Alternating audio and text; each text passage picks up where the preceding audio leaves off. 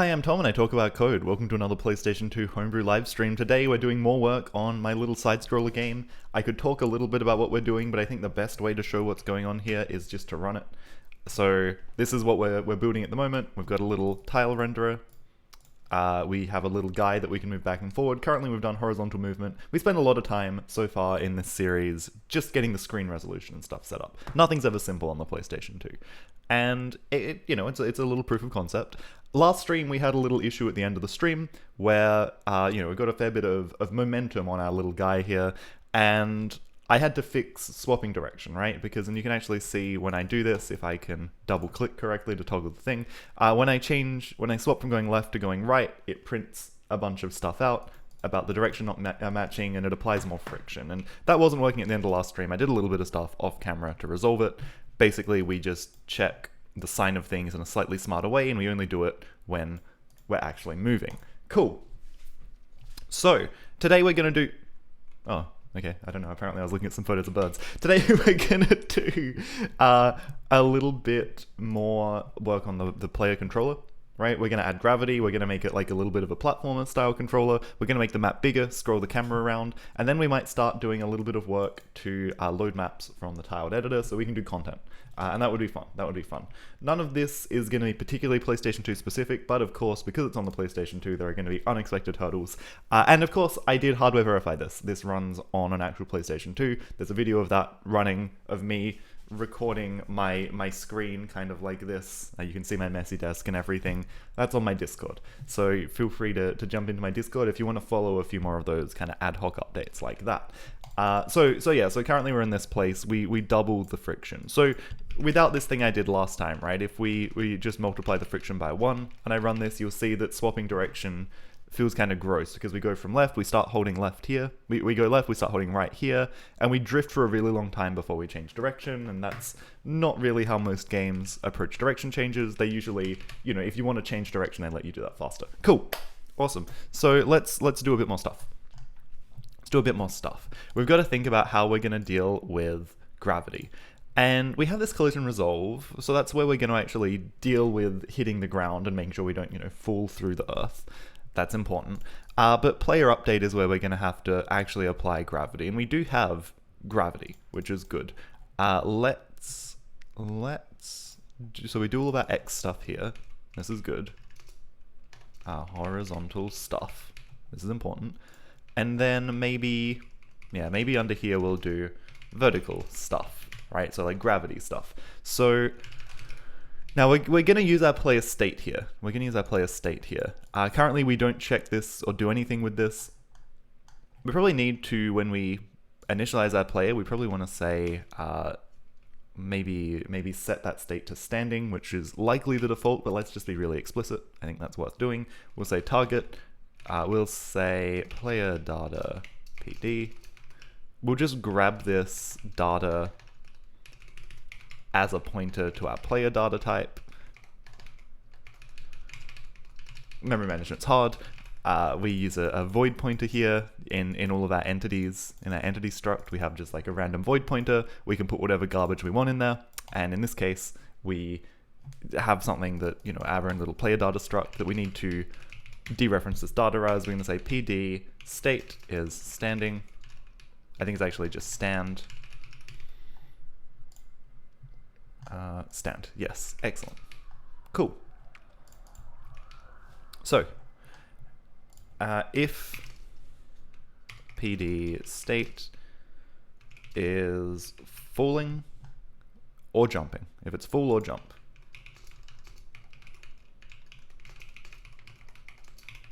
this is when we do gravity.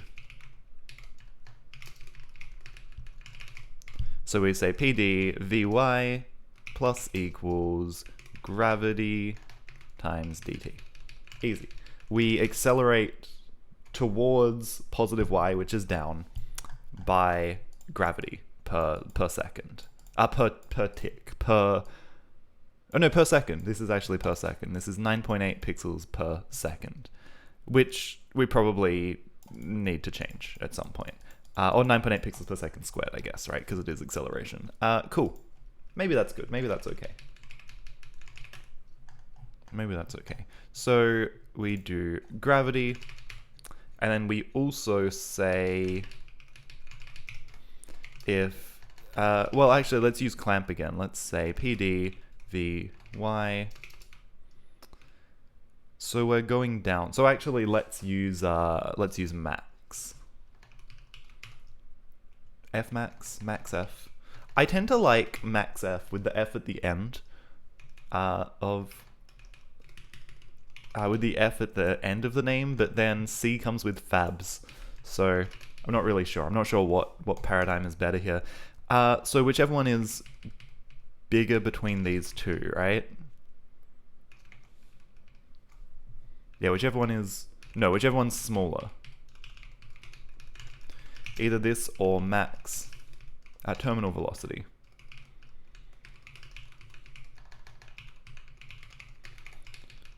Right? So either, so this is going to go up, and while this is increasing, this will be smaller than this, and then once it exceeds this, it'll become this. So we'll never be falling faster than our terminal velocity when we're going down. This is good. This is good. Whereas when we're jumping, you know, our negative y speed is unbounded. We don't care. We can jump as fast as we want. That's going to be, well, I mean, that can lead to all sorts of fun things, but we'll roll with that for now. And I think that's good. I think that's all we need. Now, collision resolve does this as well. So when we resolve a collision, we will change our state from standing, from falling or jumping to standing as needed. Cool. And I don't even know if we're going to need a jumping state. I think usually it's worth having. Dinkelman, top of the evening. Welcome. Top of the morning, in fact, from Australia. It's currently like 10:30, 10:08. I'm here earlier than I thought I would be. That's always nice. Dinkelman, how you going? How you been? What's been going on in the world of Dinkelman? Okay. So this is a fun trick. If you're ever building a 2D platformer, resolve the horizontal and vertical collision separately. It's 2 a.m. here. That's early. That is early. I went to a gig last night. Bobbius, welcome. Good morning. I went to a gig last night. I saw the Whitlams play. Have you guys heard of the Whitlams? Very good Australian band. And they finished at like 11. It was fine. I got home before midnight, which was nice. I thought it was going to take me longer. And then I was like, I'm going to have a nice, sensible night. You know, I'm tired. I've been out. And then I'm like, man, I was feeling really inspired. So I did some songwriting. And then I did something else. And I got to bed really late. But it's okay. These things happen. Sometimes you just get inspired. But yeah, have you guys heard of the Whitlams? Question of the day. How do I spell it? Whitlams. W-H-I-T-L-A-M-S. Like Gough Whitlam. Who is an Australian politician that you guys have definitely not heard of. But they're good. They're a good band. It was fun to see them live. They're old. Tim Friedman, he's old now. Okay, so we're going to do the same thing. We're going to check is free box. Because if the point we're falling to is free, then we don't have to do anything. So actually, because we've resolved our target X, we want to check our target X position as well. And then we want to check our target Y here. Cool. Never heard of them. If you have a listen to the Friendly Jordan. Yeah, Friendly Jordy's definitely talks about Gough Whitlam. He's like, yeah, he comes up. They're named after politician Gough Whitlam. They thought that was funny. They're on Spotify. Yeah, give them a listen. Their stuff's worth listening to. The album Eternal Nightcap is really good. Last night they did their entire album Love This City, which is fine. It's a good album, has some good songs on it. But then after that, they did some songs from like their more classic albums, and it really went off. I mean, when I say went off, the crowd was like mostly over 40 because the Whitlams got popular. They won like Triple J Unearthed in Australia in 1997. But you know, like as much as an older crowd can go off, they went off. Okay, so we've resolved our X collision. We know our target X is probably going to be a valid point, and now we're going to check our target Y as well. If the area we're falling or jumping into is occupied, the first thing we need to do, much like when we resolve horizontal, we need to work out if we're going up or if we're going down. So we'll say if dy is greater than 0. We're not going to have any logic for dy less than 0 yet, because nothing's going to actually set our dy to something negative. That'll be a to-do jump, right? Resolve jump collisions, like when you bang your head on something. That's not going to exist for now.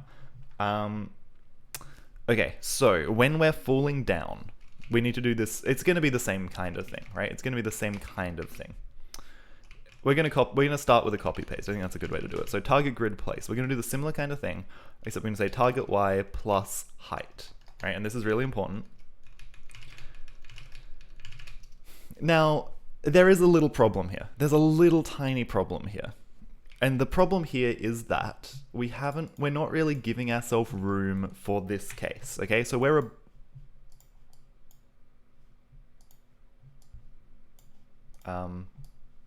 hello? Hello? Oh, I've got a selection. That would explain it.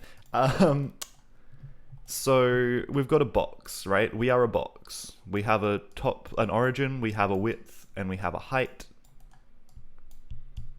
Okay, so we're going to collide with something, right? And we're saying that we're moving down. So our dy is greater than 0. Okay, we're moving down. And we're saying if we've hit something, we're assuming it's going to be like this, and we need to step up so that we're not inside the earth, right? So there's a problem here, and the problem is, what if we're moving down, but we've moved to the left, and we kind of end up with this corner inside something? We're going to pop up so that we're standing on top of this thing, and that's not what we want. Actually, in this case, we probably want to, pop down and push ourselves out of it. Or maybe not allow this movement at all. See, this is the other fun thing, right? We've resolved our horizontal collision, but what if, well, I guess if we've resolved our horizontal collision, we won't be here, right? We'll be here. Huh. Let's just blindly power forward, because it's probably good enough. There's definitely an edge case that I've missed, but let's blindly power forward for now, and we'll see if a bug occurs. Australian band. Yeah, these guys. I mean, there's a couple of Australian bands that are like quite famous. A couple. We're around. Collisions, you're watching people play Tiny Glade. Tiny Glade, it's amazing. Yeah, Bevy, real published game. Are we game yet? .rs, I think firmly yes. But yeah, Australian bands. I'm trying to think of the most well-known Australian band. It might be AC/DC. Maybe. There's others. There's other people that have gone big. I can't remember what it was. There was a song I was talking to someone about the other day, and I was like, "Oh, you won't have heard of this." Oh, it was Riptide. it was Vance Joy, which is a banger. Great song.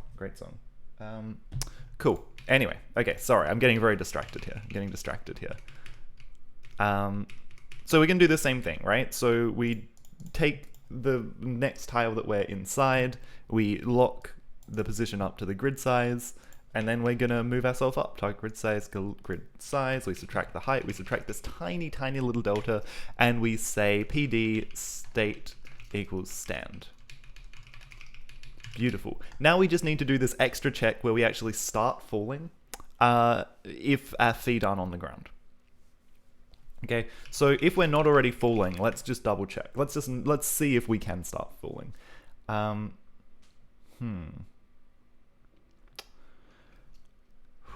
You see if we can start falling. So usually I would like hard code some kind of foot offset. Basically, we want to take the leftmost point, and let's define it. Let's say static const float foot offset. So this is going to be like the height below the model that we check for collision. And also, actually, let's say foot offset y. We're also going to have a foot offset x. And this will become evident soon. And this is going to be like maybe 2 point.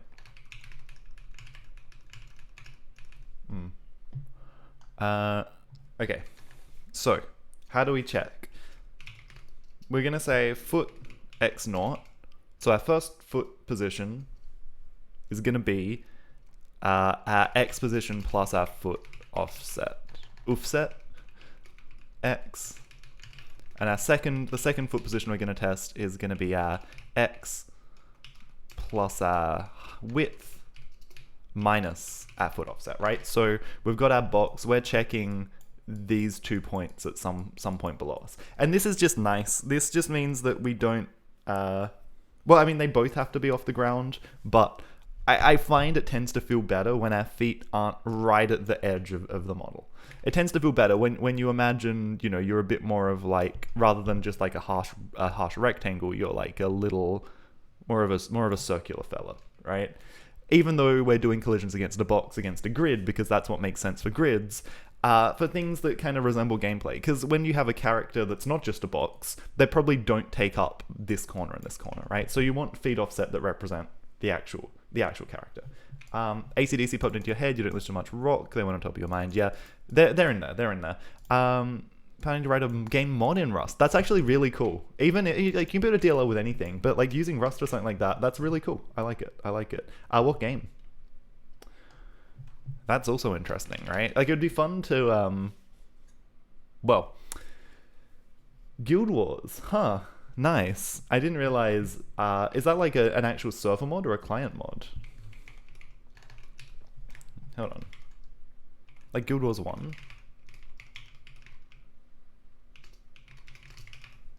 Is this a thing?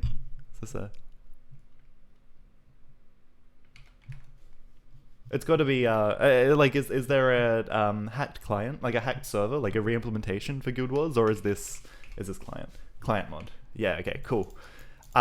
Brave to support client mods that are just arbitrary DLLs. I'm guessing this is unofficial, right? Because holy crap, like, just loading someone's DLL, not a fan. Okay, so we want to test if both of these feet are on the ground. So we want to say if CTX, we want to say if they are both free. So let's just double check our API. Is free point. We're going to take our context, and we just check an X and a Y. So the first X is going to be foot X0, and the Y is going to be E. Let's do this as well. Foot height E, Y plus E height. Oh, excuse me. Guild Wars is pretty old. Lots of games. So, I mean, Quake 1 back in... not to always come back to Quake for anything, right? But I'm like a Quake encyclopedia. Right, so let's call this foot Y. Quake 1, John Carmack was smart enough to realize that mods were cool, and so he built, like, Quake 1 runs in a little virtual machine. It's actually cool. He used a C-like compiler to compile basically C for the Quake VM, so people could build their own mods on that VM and run them. It's pretty cool. Add curl and CJSON to PS2 SDK. Just compile them. There'll be problems. There'll be bugs. It will literally be playing whack-a-mole. An official vetting process is strict. Yeah, okay. Small mods. That, yeah, it's still scary. It's still scary. But, you know, people do all kinds of dodgy stuff. Or his internet friends is a DoomTuber. Which DoomTuber? I might know him. But yeah, like curl, any PS2 network stuff is hard, right? I have never had any luck running a socket, which is really silly. Okay, so if our feet are not on the ground, then we're going to say that state is full. Let's see if this works. It probably won't, but we'll try it. E is undeclared. Oh, what did I call myself? Player.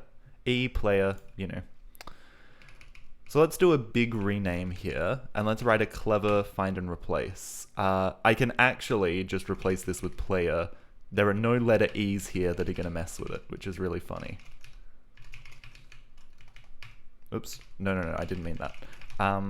Make C source. Okay, minf.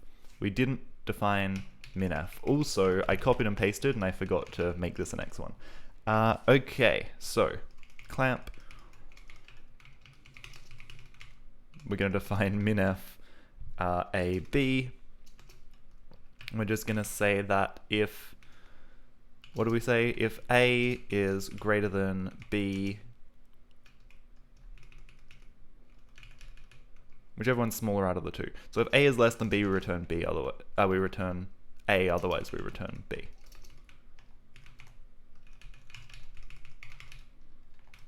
But I'm going to put everything in brackets because I like hygienic macros, including these two. Hygienics may be the wrong word. I like macros that don't break the world. Cool. Okay, well that worked.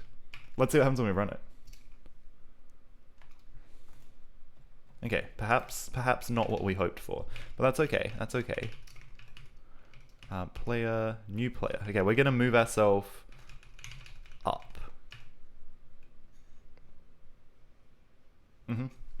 Interesting. Spectre. I don't know them, but I'll have a look at some point. One of my... Well, yeah, I don't know. I know a few people around. I know a few people in this space. Met some cool people at PAX 2018 when I went and commentated that Quake tournament. It was good fun. I feel like I am perhaps not... UI plus DY. DY. No, sorry, hold on. Where am I? Where am I? Aha. I am always saying that my Y speed is 0. That would explain why we're not falling down. That would explain a lot, actually. Oh, okay, we're falling. And then we slowed down. I don't know why we decelerated. That's probably not right. That feels like it's maybe not correct. Okay, so obviously we need to do some debug logging.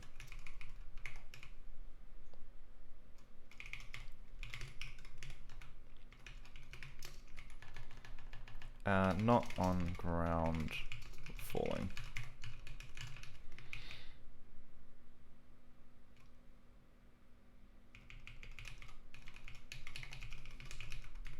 And then we're also going to say apply player gravity. We want to do this after here. PD VY. Hold on. And so what's our terminal velocity? Yeah, it's positive. That makes sense. That makes sense. Okay. So why do we stop here? Why do we stop here?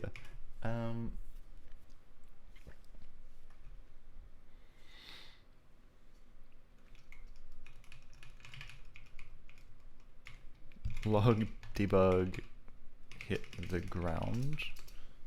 We hit something at FF TGTX TGTY maybe.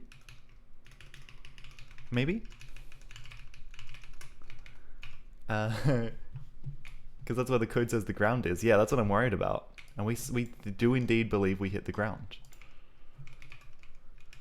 Huh.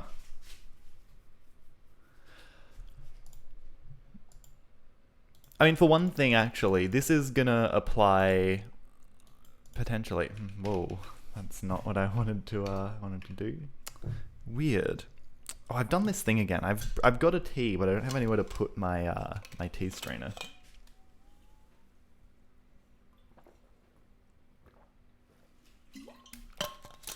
X-Links, hello, welcome, come in. How are you going? What have you been working on lately? We are writing Jank 2D platformer collision code. It's very good. It's very good. If we assume we've resolved a collision, we're only going to be inside something if we've gone inside it by applying our Y movement here, so that should be okay.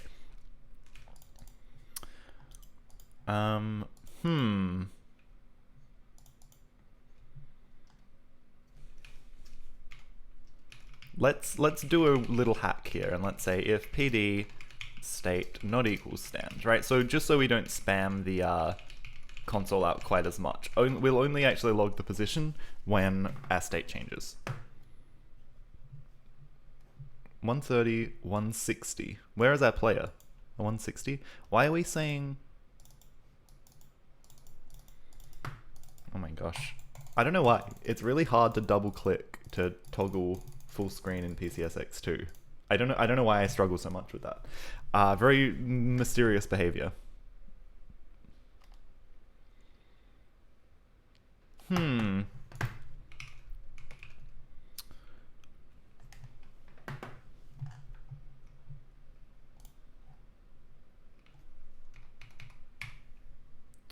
Mysterious. Mysterious. I mean, look, it's strange to me that this is the exact height of this thing, right? That is suspicious. Aha. Okay, that actually explains quite a lot. So if we move to the left, we are gonna bonk something here. Okay. 128. And then when we fall down, we hit the ground at 160. 160. Why does 160 feel like a funny number to me? What if I just put myself at 160?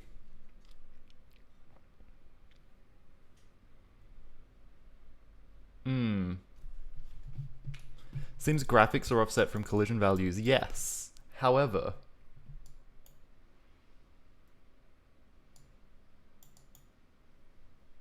I don't understand why, right? Because like the horizontal ones are fine. I'm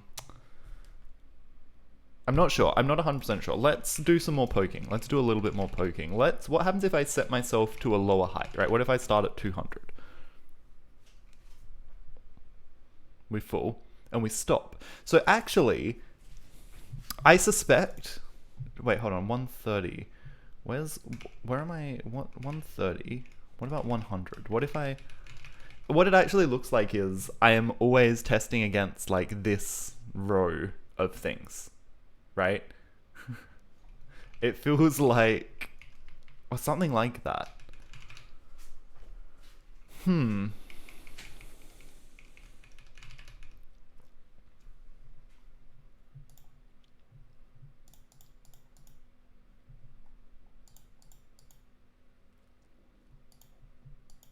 Y height, E, Y. We're not crossing our X's and our Y's, so that's good.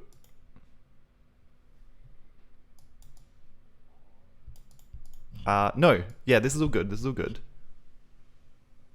This feels right, because we've got a dy and a dx, target y, ey plus dy, dx, y high. We're not crossing our x's and our y's. That's the main thing that I'm worried about here. Grid size is 16. They're both 16. XY, XY. That is also good.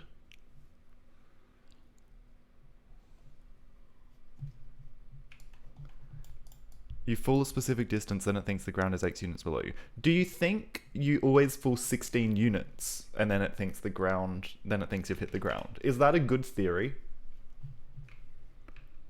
Or like, it's more than 16, but yeah, it feels like you only ever fall a little bit.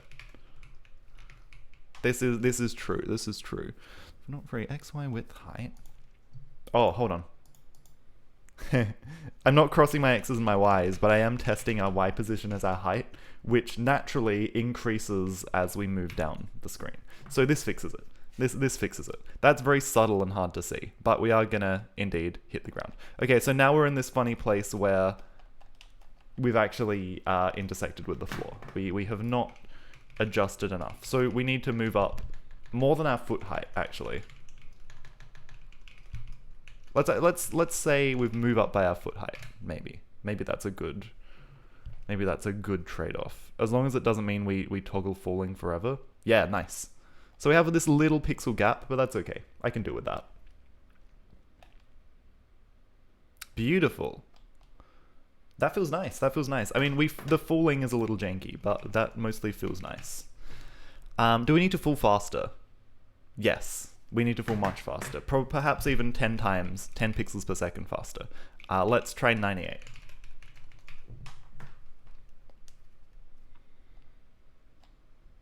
Okay, and our terminal velocity is also very low, which makes sense because 50 pixels per second, 40 pixels per second is like, it's like, you know, this much of the screen. It's like less than a tenth of the screen. So what we're saying is it'll take 10 seconds to fill the whole height of the screen. What I should probably say is it'll take like just over 2 seconds. Cool. Okay, that feels a bit more like falling. That might actually be too fast, but that feels a little better. Can I show the controller function? There's not a lot of interesting code there. You can actually find all of the source for that it's all on GitHub. It's all on my GitHub. I will dump a link now, which I should always have in my clipboard, but for some reason I don't. Where are we? Source pad. It's here. It's just using PS2 SDK pad stuff. Pretty much copied from the PS2 SDK examples because they're very good. That's what I recommend looking at. Excellent. Okay, so we're gonna try falling maybe like a little bit slower, and then we're also gonna set our terminal velocity like 288.87. Because again, I think I said this last time, but if you're not gonna use decimal places, then why even bother having a float? Cool. All right, let's see if we can do let's maybe commit this.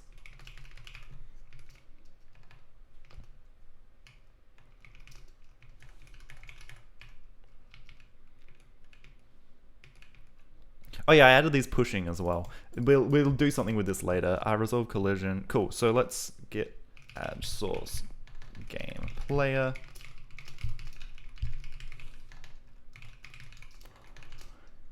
Fix friction, add gravity.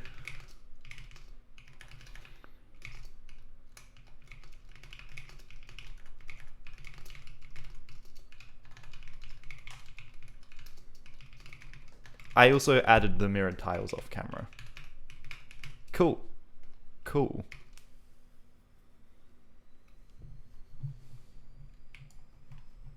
Graphics library uses floats, but you just want to use ints. Sometimes there's a good reason for this.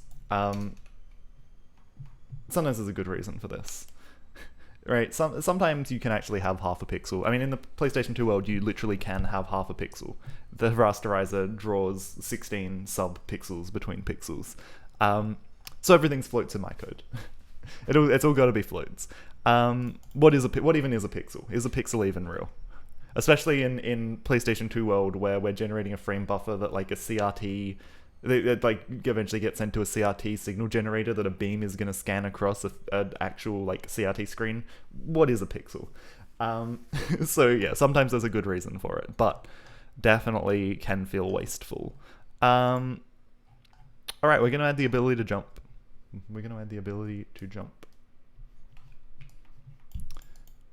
2020 turns. I don't know if the weirdest math, like I think the math is weird, but I don't think they were hell-bent on it. I think they did it because it was cheap, right? Like having these weird fixed point rasterizers, I'm sure they were very cheap to produce compared to a traditional GPU. I think that's why. I don't think it's magic.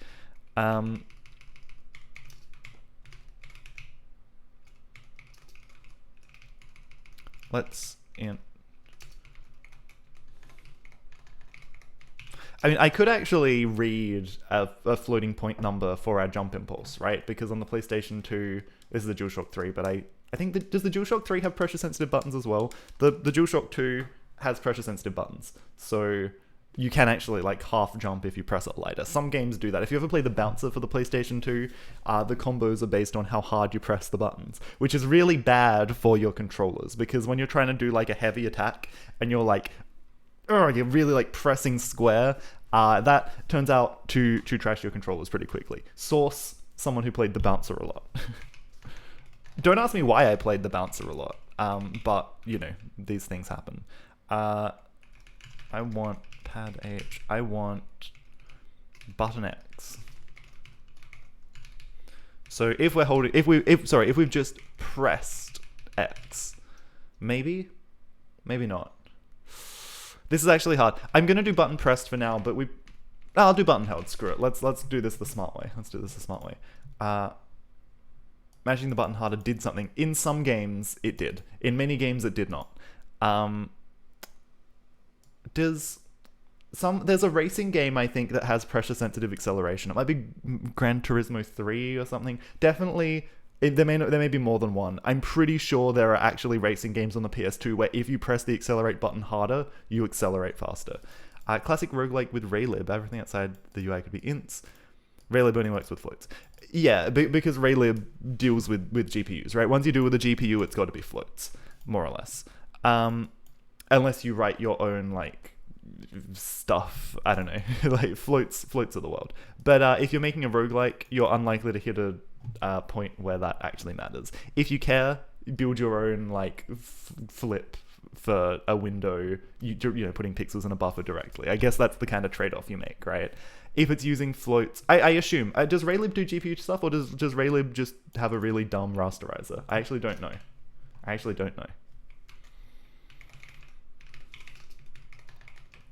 Oops, GPU.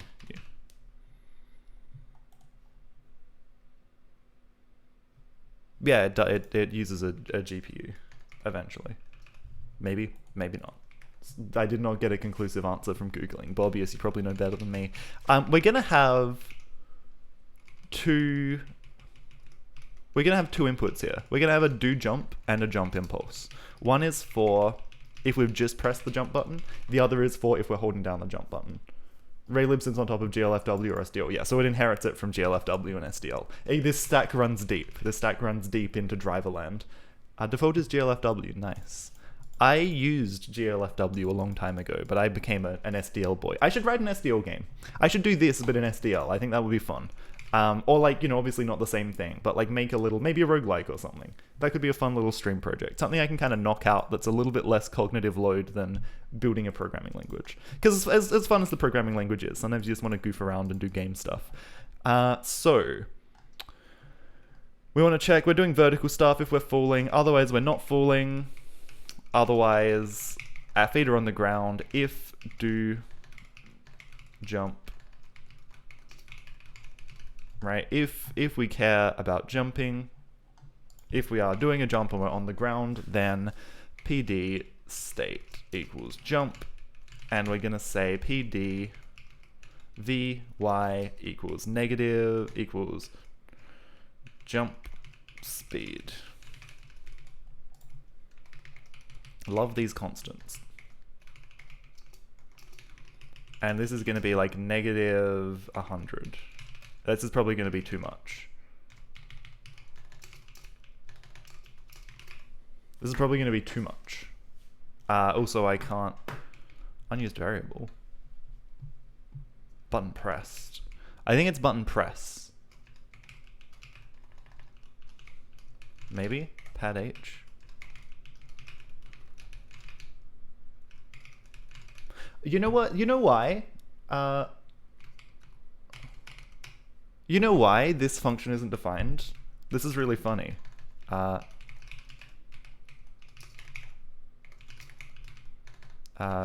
This library. Button. Do you know why this isn't defined? Because I didn't fucking write it. What am I doing? Button poll, frame start button held is 0. Why? Okay. I just realized, I just had this memory, because I noticed this the other day, I noticed that this wasn't defined. And I filed it away in my brain like I should do this. So I guess we're doing a new build of the library to support this. Programming language, I got an overview of what the aims of my language are. Basically, my programming language, so it's designed so I can write programs for my little browser-based VM, just because it's fun, because I want to learn about languages. But my end goal, and I'm building this at the moment, is to have a little system where it's like, you know, in the browser, you have a series of challenges. People can write programs and compete for better scores. And you can do it, you know, with the C-like language, or you can drop into the weird assembly if you want. That's the long-term goal. I've been building the back end for that off camera, because I might use it for a little business as well. I want to sell it to some people, but I'm not sure if there's a real demand. I'm going to build it, and if I build it, they will come. But worst case, I'm going to use it to power a little thing based around my virtual machine and programming language. That's the goal. That's my actual job at the moment that I don't make any money from. Okay, so let's implement this, because it's actually really easy to implement. Previous inputs.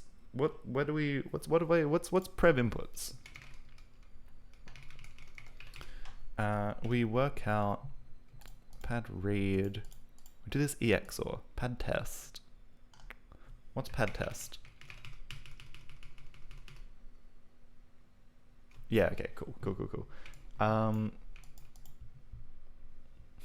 That's a cool emote. Thank you for bringing that to the table. My emote guy, my Twitch emote guy, he says soon, which is very exciting. I really want to go and get a strainer. I've got my tea, right? And I've got this thing in it, but I don't have anywhere to put the strainer. Actually, wait, yes I do.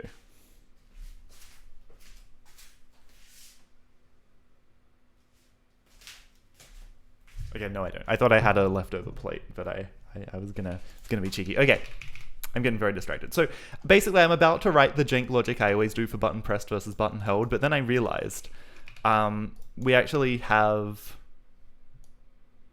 this. So pad, hold on, let me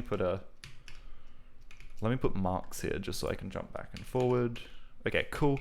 So we read this thing, we do this mask EXOR. I don't know why there's an EXOR.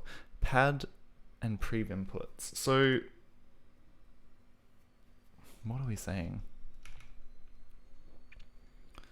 If this bit's set, then the button is currently held. If this bit's set, then the button is currently held. Why would this bit be set? EXOR. So one or the other, but not both. So if... So this is what confuses me. What is prev inputs?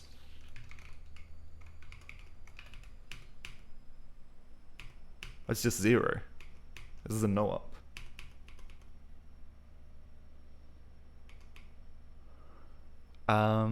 This is a no op. This doesn't do anything. Okay, I'm going to ignore this.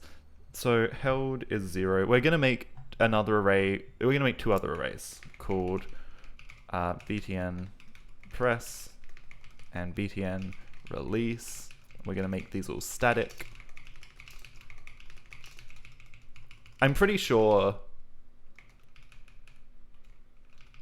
And actually, I can not alloc these. It's a bit silly.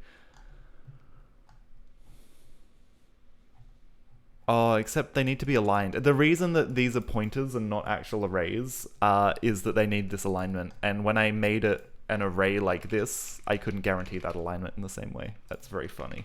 I forgot what this was like. So button press and button release. I don't know why this alignment mattered, but I experienced a crash, and so I had to do this. Be a barbarian and throw the leaves in loose. My god. I'm not an animal. I do this with my Buddha pearls, right? Obviously, because that's what you do. But holy crap. T-ball and strainer, both broken and unusable. Just get some. These are like $2 on AliExpress. They're quite good. They're metal, so they burn your hand when you try and take the tea out. I've been brewing this for about 40 minutes now. It's going to be a very strong green tea. But that's fine. That's fine. Button press, button release. Okay, so.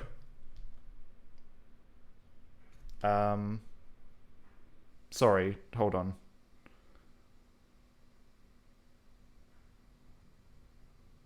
What the hell?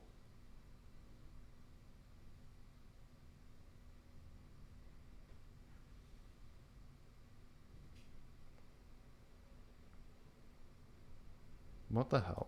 Sorry, I just had a really weird Uber message. Someone wanted me to follow their ride. Someone shared their ride with me, but they're not in the place I think they live. I'll follow that up in a sec. That's fine. That's okay. I hope they haven't been kidnapped. It was probably just a mistake. That's so strange. It's a very unexpected person, let's say that. Okay, so every frame, we no longer track if we are currently pressing or releasing a button, right? They only live for one frame. Button press, button release. So then, yeah, when we pad test, so what do we need to do? So the frame has started, we've called frame start, we've cleared everything, we've forgotten everything. I feel like prev inputs was supposed to do this, right? But I don't know what this EXOR was meant to be for.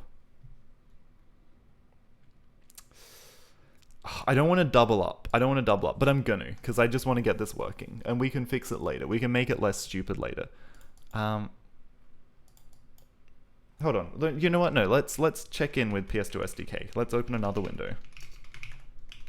PlayStation 2, PS2 SDK, pad X. I don't think is what I want, right? Pad X is a different module, maybe. Yeah. Pad, buttons, or... Yeah, this is... Oh, no. Buttons. Pad data port, old pad. And not.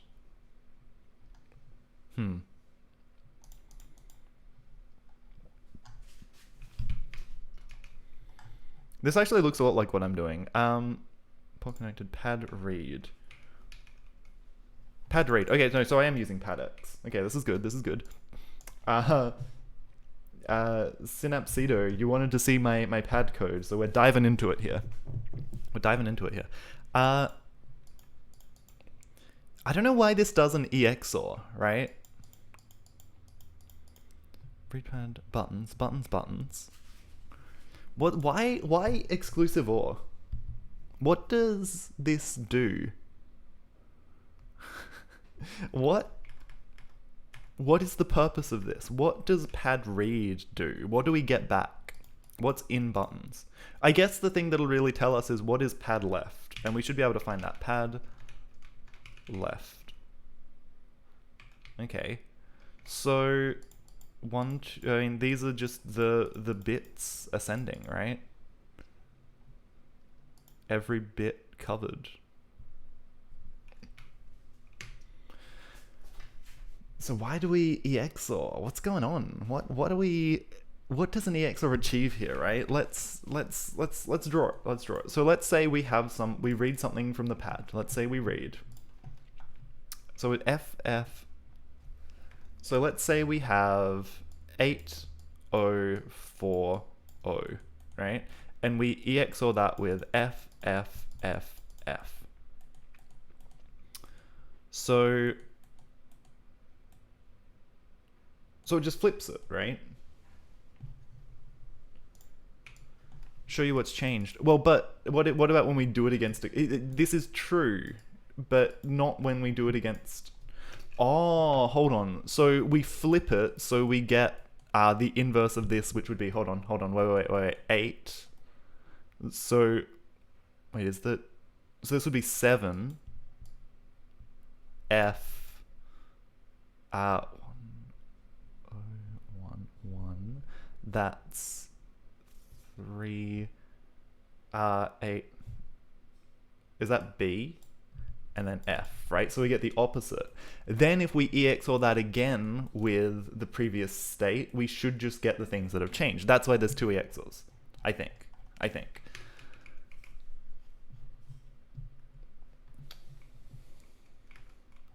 Also, well, no, but there's they do 2 EXORs, right? They do it twice.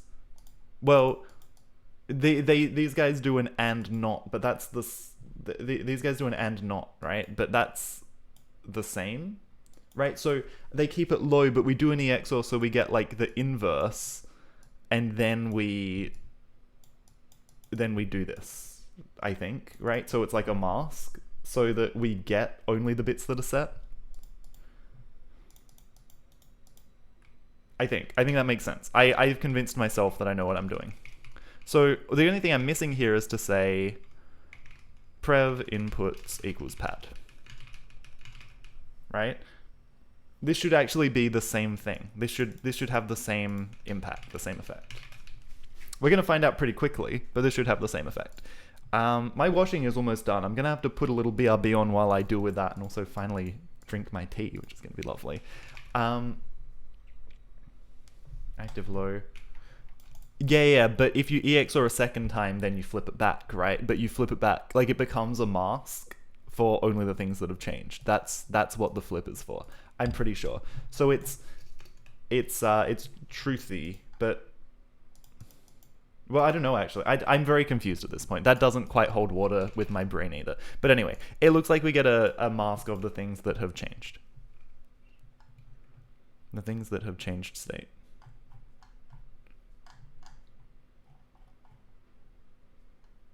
EXOR over the previous inputs would show what's changed. Oh, true, yeah. So there's an extra flip in here. Yeah, I don't know. In that case, I'm not sure.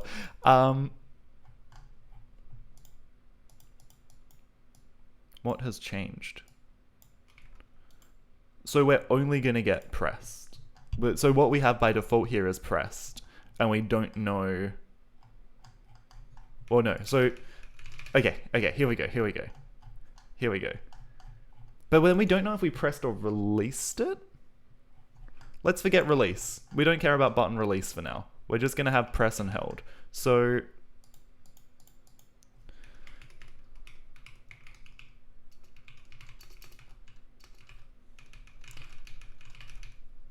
if this, but if it isn't, if it hasn't, no, if it's changed, I'm so confused by this. Step 1, invert logic. Step 2, look for changes. Yeah, that makes more sense.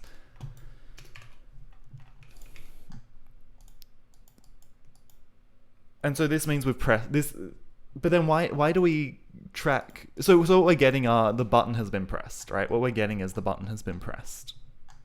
Why is this breaking my brain so much? So if it's been pressed, we say it's been pressed. We also say it's been held. Every frame we reset what's been pressed, but not what's been held. Otherwise,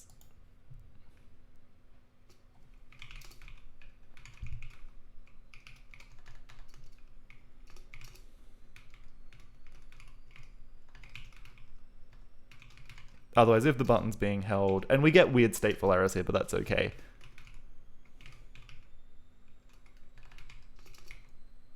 Or we just say, yeah, I guess that's okay. If we haven't pressed it, then we're not holding it. That's also not true. Let's see if this works. This probably doesn't work. There's problems with this. There's a problem with this.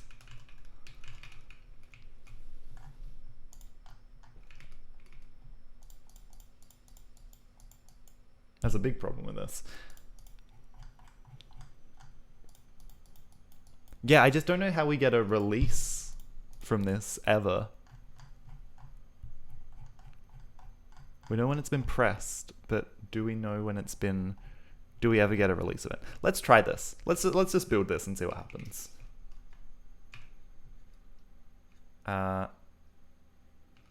Okay, that's not good.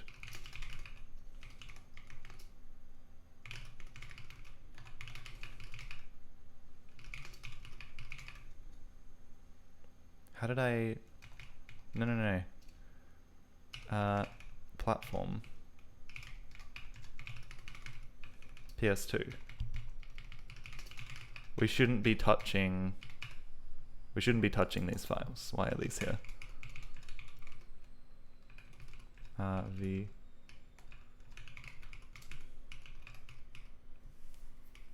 We shouldn't be building this. We shouldn't be building this.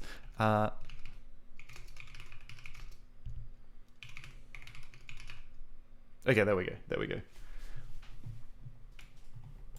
If the old input value is from the previous frame, the second EX will result in a 1 when the button is released. Oh, excellent. Rust for Rustation's arriving today. That's going to be really cool. Looking forward to hearing what you can do with it. Looking at the rising and falling edges of the input. That's what makes, yeah, the second EX will result in a 1 when the button is released. But that's definitely not what has happened. 1 when the button is released. Oh, so it'll be in both cases, right? You'll get... Sorry, yes, okay. You'll get a 1 whenever something changes. Yeah, that's what I thought I was doing. I got a bit lost in my brain here, didn't I? So, pad test. So we test... So we don't... So if this, then the button has changed state, and writing this in a macro is really annoying. I don't know why I did it like this. Because I didn't want to pass a variable in for some reason. Gosh. Okay. Yes. Okay. So let me write it in here because it's going to look better. So if C and pad left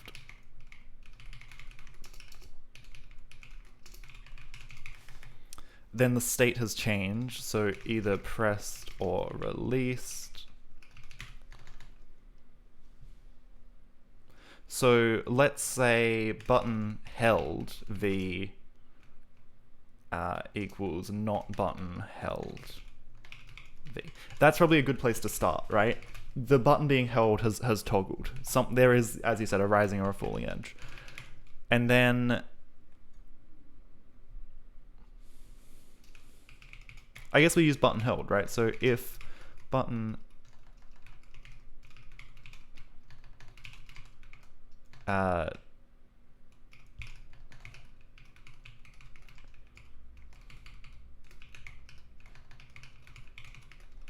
if the button's being held, then, and actually we probably just want to say the button is no longer being held, and the button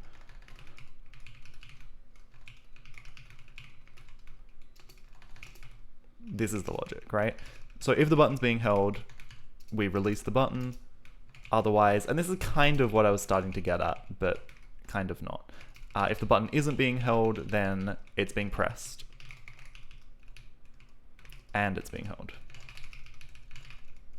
Cool. This is our new macro.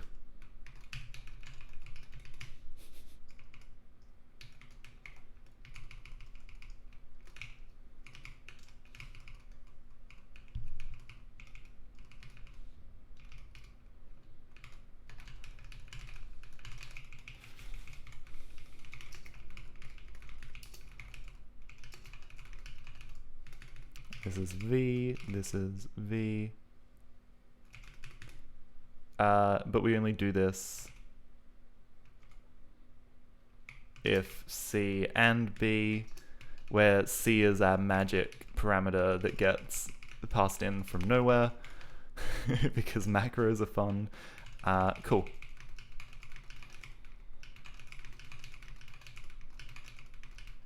And then that doesn't have a thing at the end. Okay.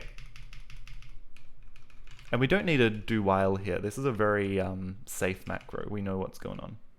Why does this not? Because my thing's here, I guess. No? Because I lost my curly brace. Okay, there we go. So let's see if we can make this again now. Expected declaration at end of import 149. This is what happens when you write weird jank macros. Oops. Okay, does this work, or does this break everything forever? This is the age-old question. Workspace, PlayStation 2, P2G, source lib, g.a, source lib.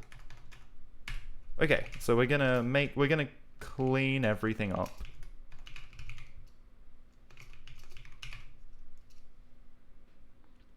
Button press. Oh yeah, I still didn't define the actual function. Oops. We also lost release, did we? No, but we forgot to allocate it.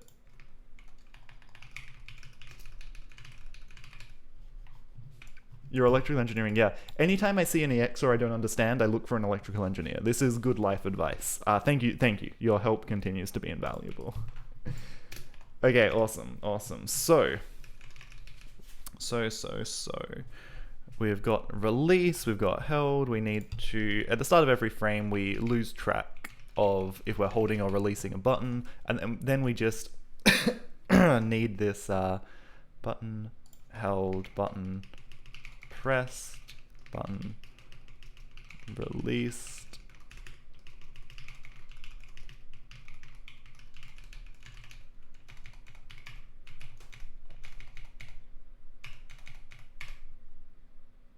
Cool.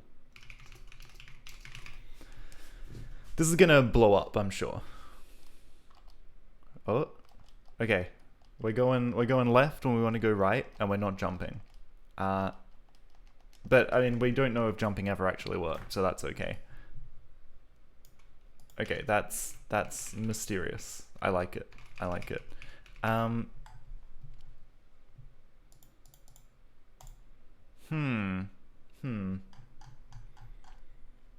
Oh. That would explain a lot. They're still a little bit too hard-coded here. Why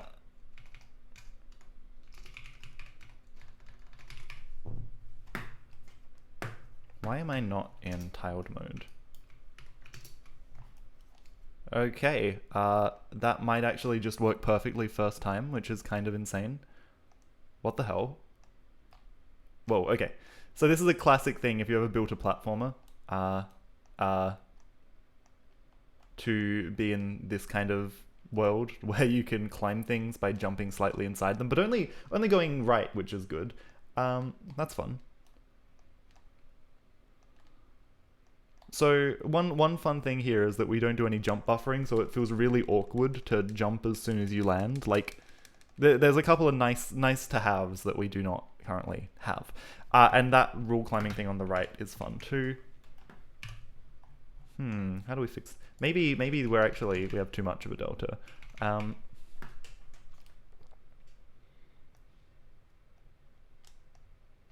Yeah, there we go. Okay, we just needed a smaller delta. We can no longer climb walls like that. But that is a really common bug that you will see when you build platformers.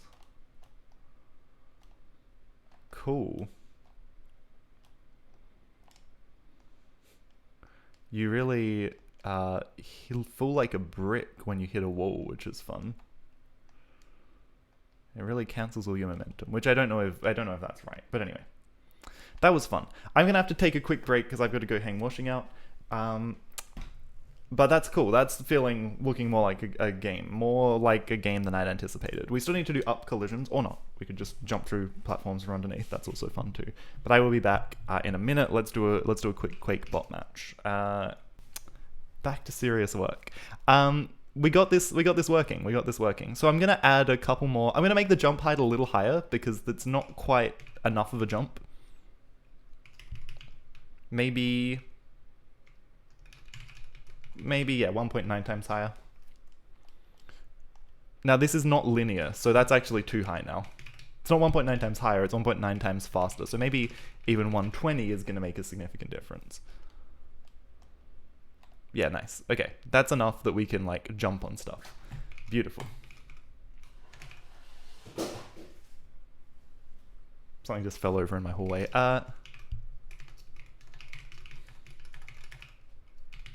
Let's add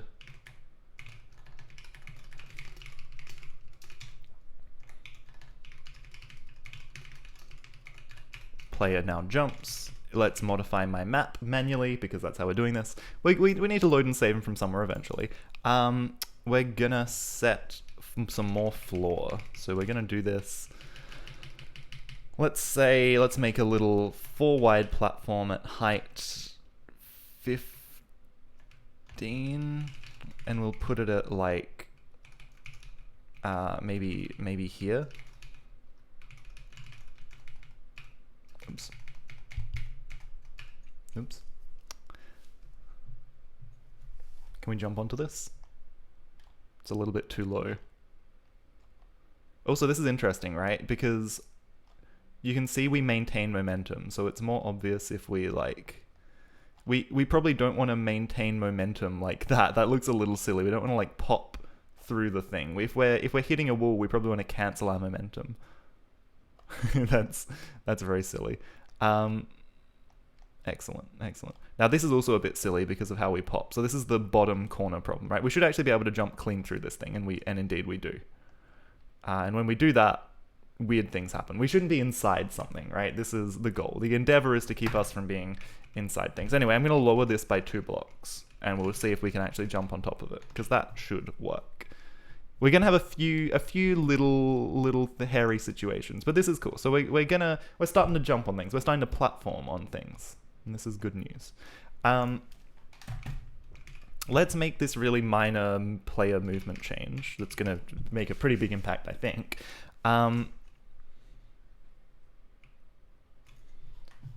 Mario-esque semi-solids, yeah, it's a pretty common thing where you just don't have collisions through the bottom side. The problem is you need to not have collisions through the entire bottom side. Like, I have side collisions through the bottom. Like, you need one side collisions. Yeah. You've got to be a bit more intentional than what I've done.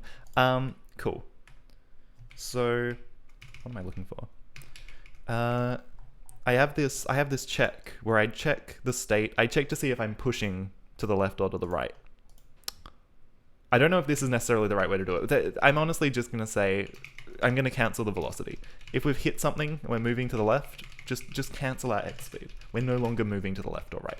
And this is a minor thing, but it means we no longer get that weird popping underneath. That's going to be hard to demonstrate here because we now jump too high. I guess it's more obvious when you hit a wall, but again, it's very subtle. It's going to be hard to show. You've got to feel it. You know it when you feel it. Okay, so we'll make another floor. We'll move it over, let's do it at 30.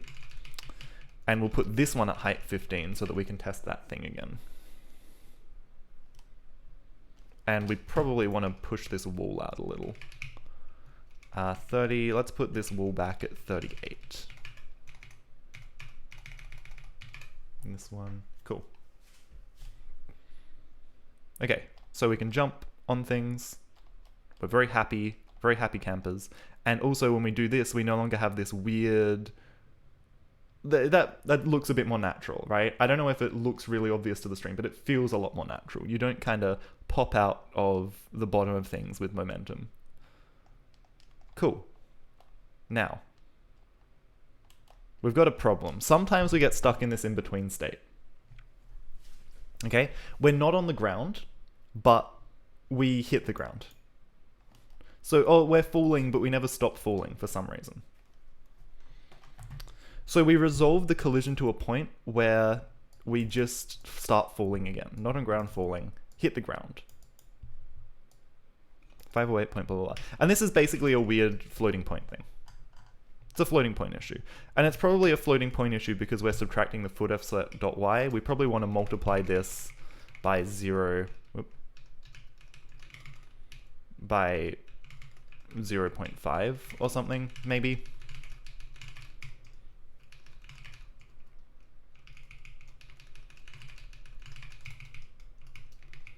And also when we start falling, the frame we start falling, let's add our X and Y position to this log message, just so that we can see where we are.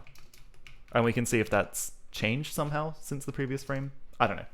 Let's just make sure. Let's just make sure. Player X and player Y.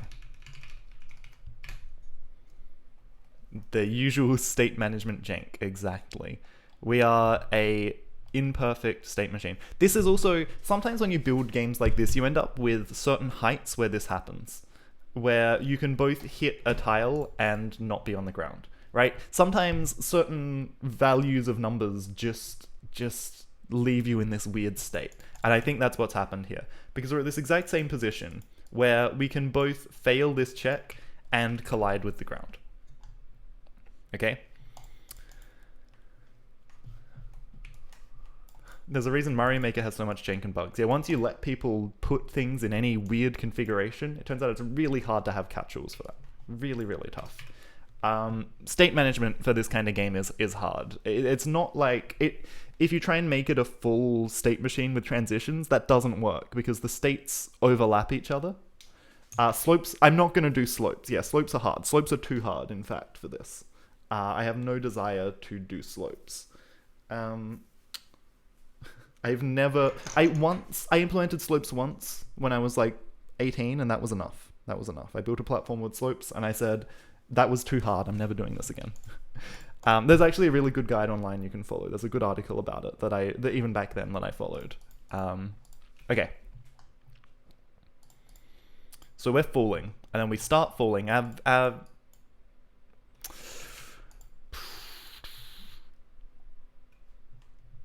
Ooh, now.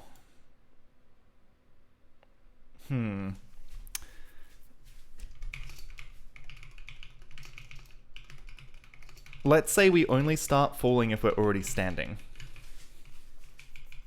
Otherwise, if our feet are on the ground, we're allowed to jump. Okay? Does this meaningfully change it? I don't think so. I don't think so. It should clean up our logs a bit. Right? But I love that reliably, whenever we land on a platform at this height, it's going to have this issue. Cool. So we go through this cycle. So we're not on the ground. We're falling. We're falling.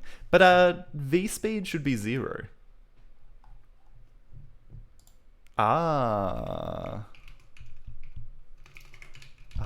We don't reset our V speed when we hit the ground. That's a cool trick. That would help. This somehow still has this problem. What the hell?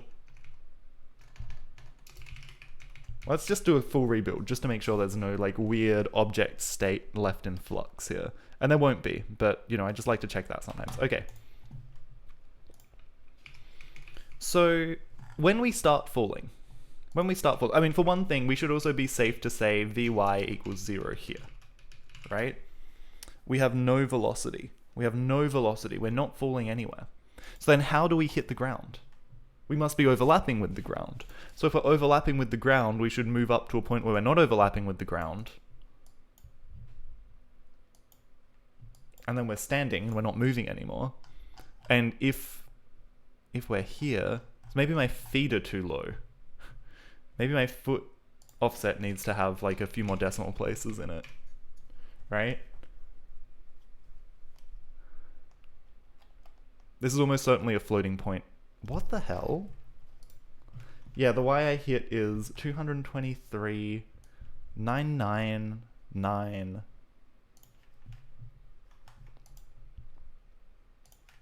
Am I using the PS2 resolution of 640 by 512? That's not a real resolution. That's a mixing of PAL and NTSC resolutions, right? I'm using 640 by 448, which is the normal PAL resolution, which you can see on my on-screen display right here. NTSC, normal NTSC interlaced signal. This as just like your grandma's TV used to handle.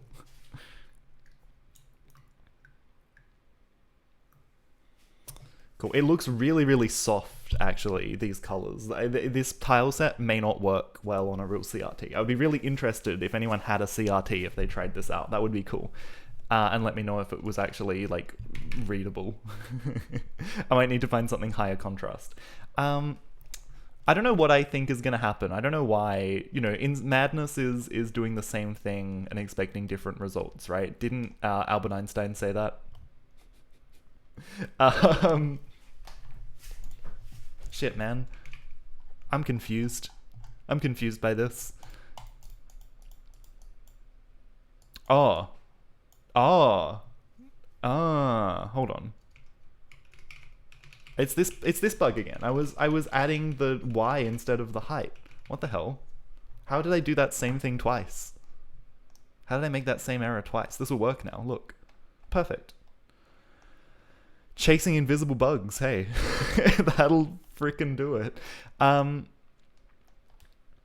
Cool.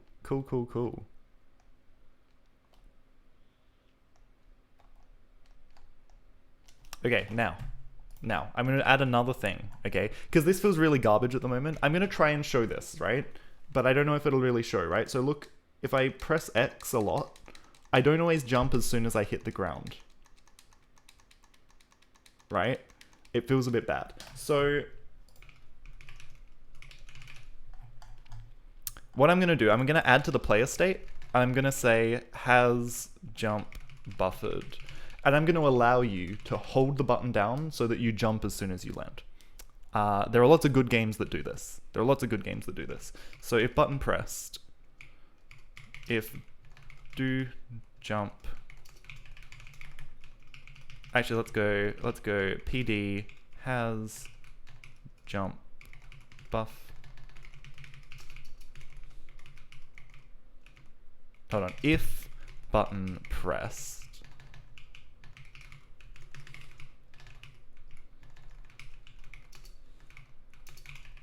then we're going to say PD has jump buffered is true. Else, no, we'll just do another if, forget it. If button pressed, because we might have other logic. Button released. I haven't tested a button released yet, but it'll work. If we've released the button, then we want to say we're no longer buffering a jump. Cool, okay. So do jump no longer exists. Do jump is freaking dead. If PD has jump buffered. We also need to unset it, right? Has jump. You need to repress the button if you want to jump again. Cool. I should have committed before I did that, because this is a nice discrete thing that could be a commit. So if I hold it down, we're going to jump as soon as we land. Let me show this. I mean, you can actually see the button I'm pressing, right? Down in the bottom left. So if we just hold the button down, we don't jump again. But if we're holding it down when we land, we jump. So that makes jumping not feel like arse. And this is how good games do input. And we're very floaty at the moment. It's a bit Mario-esque, but that's okay. Momentum is okay. I tend to go for more of like the Mega Man style platformer where you have like perfect air control, but this is fun too. This is fun for just like goofing around and jumping on things. So this is nice. I don't know if it reads on the stream, but this is just 100 times more fluid and good feeling. Cool. So, but we still have this problem, right? Still have this problem where we jump through things and it feels bad.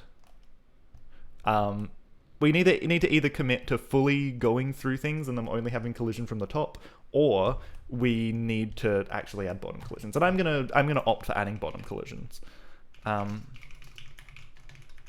What did we do? We pretty much just did jump stuff. That's okay.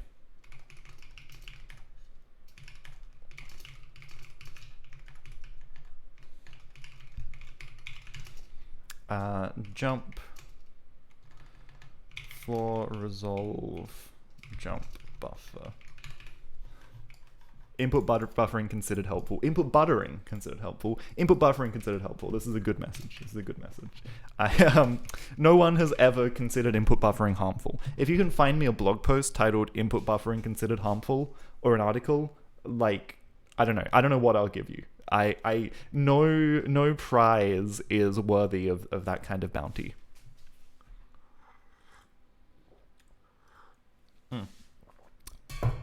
Cool. It's actually amazing that this just fluke by fluke hit something when I added the height twice. I guess it went off the map, right? And when you are outside the map, you always collide.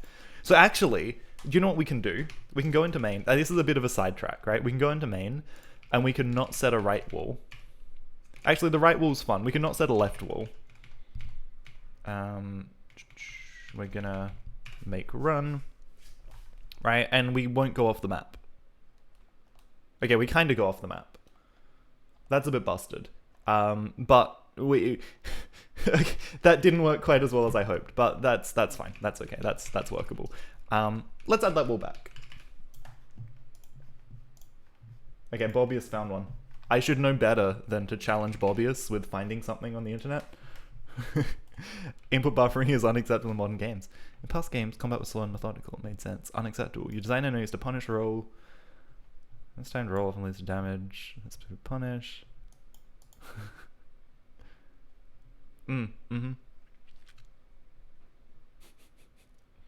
Amazing. You can literally find anyone saying anything on the internet. That is the most example of that. That's the most internet anyone has ever been. Excellent. Wishing no ill will to that person, of course. I hope they're having a nice day wherever they are in the world in their life. Okay, so we need to do this bottom collision thing, this to do. So, if dy is less than 0, this can be an else if. We also need to handle this else for when dx is 0, but we've hit something, because that's a pretty sad time. We're sad boys if we've hit something and we're not moving. That really, not ideal. And honestly, this needs to be a bit more granular. Like, we probably want to actually check the 4 corners and resolve based on that. We don't want to check just the whole dumb box, because then we can work out which corner we're in. This is how I was doing it in Rust, right? I was looking at the 4 corners. Rather than if we're going to the right, it's like if our right edge hits something and we're going to the right, then we do this. If our left edge hits something and we're going to the right, I don't know, we just keep going to the right. The less you, yeah. That's less you hit something and something hit you. Exactly. If nothing else is moving, we should never collide with something, at least against the tile map. Well, in general, like, the tile map doesn't move. We should never collide with the tile map if we're moving to the right on our left edge. That's the assumption we're making here, and that's held true so far. So yeah, so we're kind of safe as long as I keep things simple. My tile maps do actually support moving though. Tiles.h, they actually have a world offset. You can move a tile map. So that's kind of a fun thing to consider. And I always like kind of building with that in mind, because it's cool. If you can move things around, that's kind of cool. But your collision resolution needs to support it in a really real way. Okay, so anyway, I'm getting very distracted today. I'm very chatty today. Very chatty today. Uh,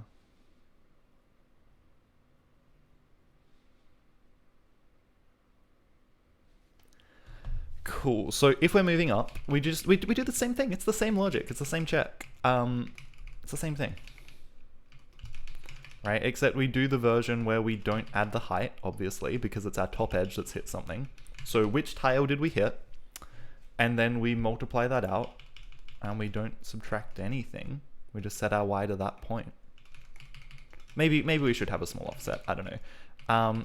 If state is jump, then we want to do a state transition into falling. And we don't need to log.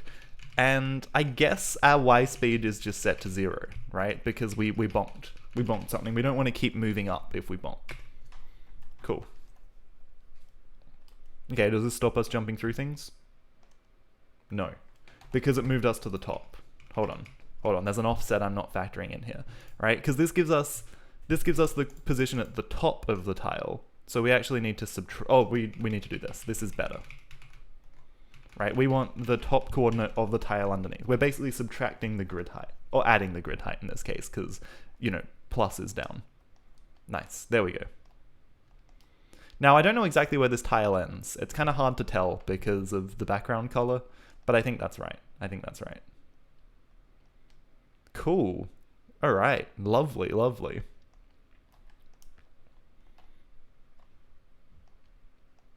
This is feeling good. This is feeling like a game. I'm sure that if I'm determined enough, there will be ways. I mean, for one thing, right? If we're too tall, because we only check the 4 corners, we don't check the edges, I'm sure we could potentially clip inside of things if we get just the right height. We're not taller than a single tile, so that's impossible. But if we were taller than a single tile, we could, you know, get stuck. Let's show that. Let's show that off, because that's fun. Let's make our height 26. Let's make ourselves very tall. And this will be easy now to get stuck inside something. So if we make everything, well, if you know, we don't have to worry about this class of bug if we're only, if I can get the right run up. Yeah, so you can kind of see it a bit, right? Now, thankfully in our case, I might need to be even taller to demonstrate this well. Let's make ourselves a very long boy. The longest of boys. In honor of that duck, right? I mean, yeah, well, this one's just silly, right? So, we're only checking the 4 corners. But there may be some cases where we can kind of get stuck in things. Maybe we're too smart to get stuck. Maybe we're always going to get pushed out in one way or the other. Okay, well, that was too high, too tall. But that's fun,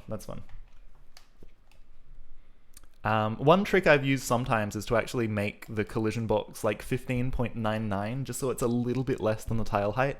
Because of floating point numbers, sometimes if your height is exactly the same as the height of a tile, or the height of the grid, you can still actually get caught just above and just below the actual grid height sometimes. Very, very rarely, but it's not impossible. Okay, so that's fun. This is feeling like a game, which is nice. We're going to commit this. We're going to commit source, game, player, bottom collisions. Cool. So, how do we do a camera? How do we make a camera in our game? It's probably going to be part of the game context, right? That feels about right. And I don't know if it needs to be its own thing. We're just going to give it like 2 dumb coordinates. We're going to say, maybe we'll even just make it a float. We'll say camera, it'll have an X and a Y. We could probably do a zoom as well if we were really clever, right? If we were really determined.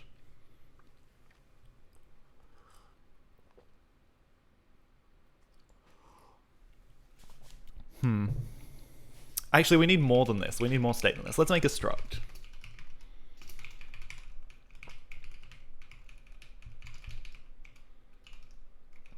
I don't like that this has an underscore and this doesn't. I regret this naming decision already. So we have a camera. It's going to have a focus, which is going to be 2 floats. We're going to have, yeah, the PS2 can do funky stuff. I think we should move away from pixels and do some weird zooms with the camera. I think that would be really fun. I think that would be really, really fun. maybe float scale, right? This will be our zoom. And it will probably mostly be 1, but we can do fun stuff with this. We can do really fun stuff with this.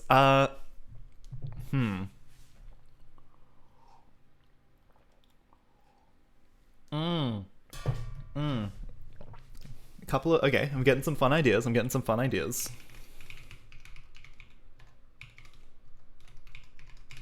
We'll have a blend color, so we can like flash a color on the screen that tints everything. Maybe. Let's add some random crap to this, right? Because we want to use some of the PlayStation 2's actual, color blending capabilities, because they're fun. Okay, blend color. Maybe. I don't know. Let's revisit color effects.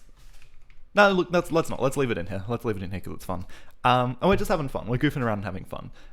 So we've got a focus. We also need to know how wide it is. We'll say bounds, right? This is the... And then we also need this little, like, focus region. Focus box, which is also going to have 2 coordinates. Okay, and this is very different to other stuff. And actually, this is sufficiently complicated that we're going to make it its own camera.h, its own file.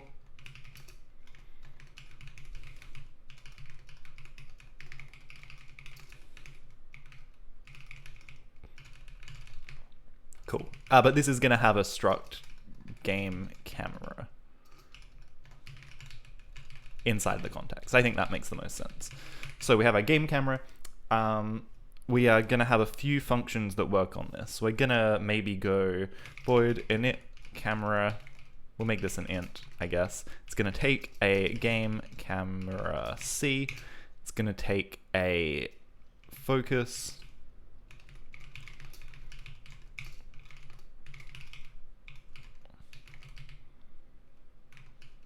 And the focus is going to be the middle, right? This is kind of the important bit. So the bounds are going to go like negative bound width over 2 to positive bound width over 2 from the focus. That's the kind of idea, except it won't always move. So it also needs a...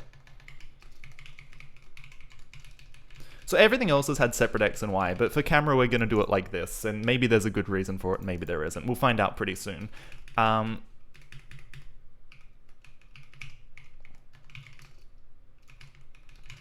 give it a focus, we'll give it bounds. And we'll give it a...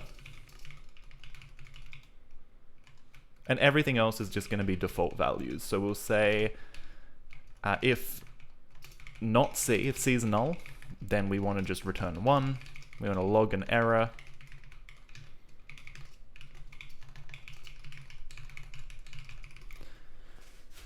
Cool, so we want to say C position 0. I guess I could mem copy here, but I don't know if I really... Oh yeah, let's do it. Mem copy C position... oh no, hold on. Mem...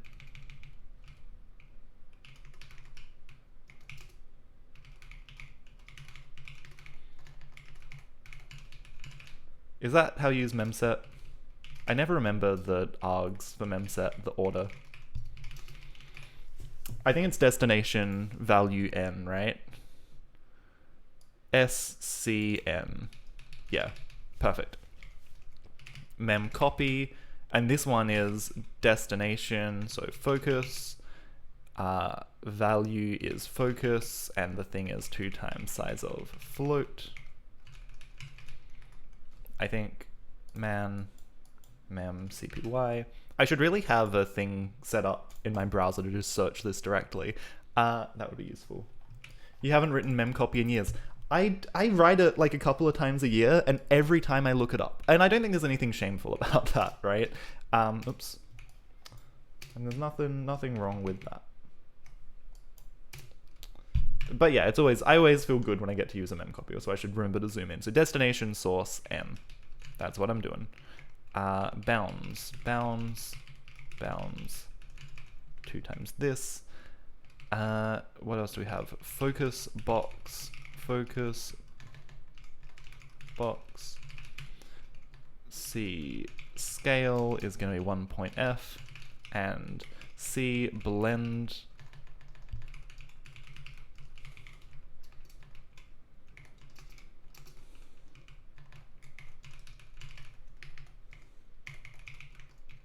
we could memset this as well, but I want it written out because it might be different. I might be wrong.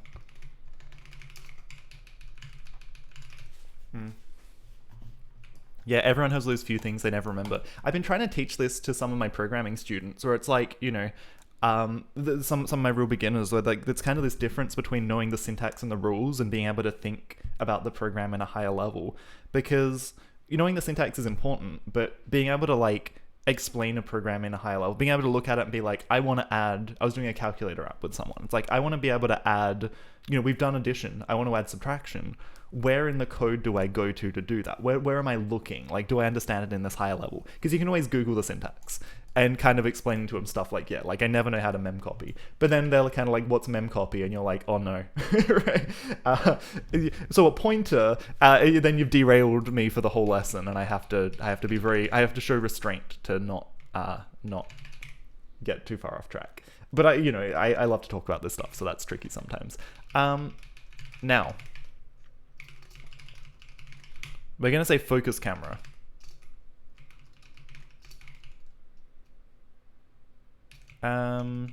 Actually, I don't know if we want this focal point. I don't know. I don't think that makes sense.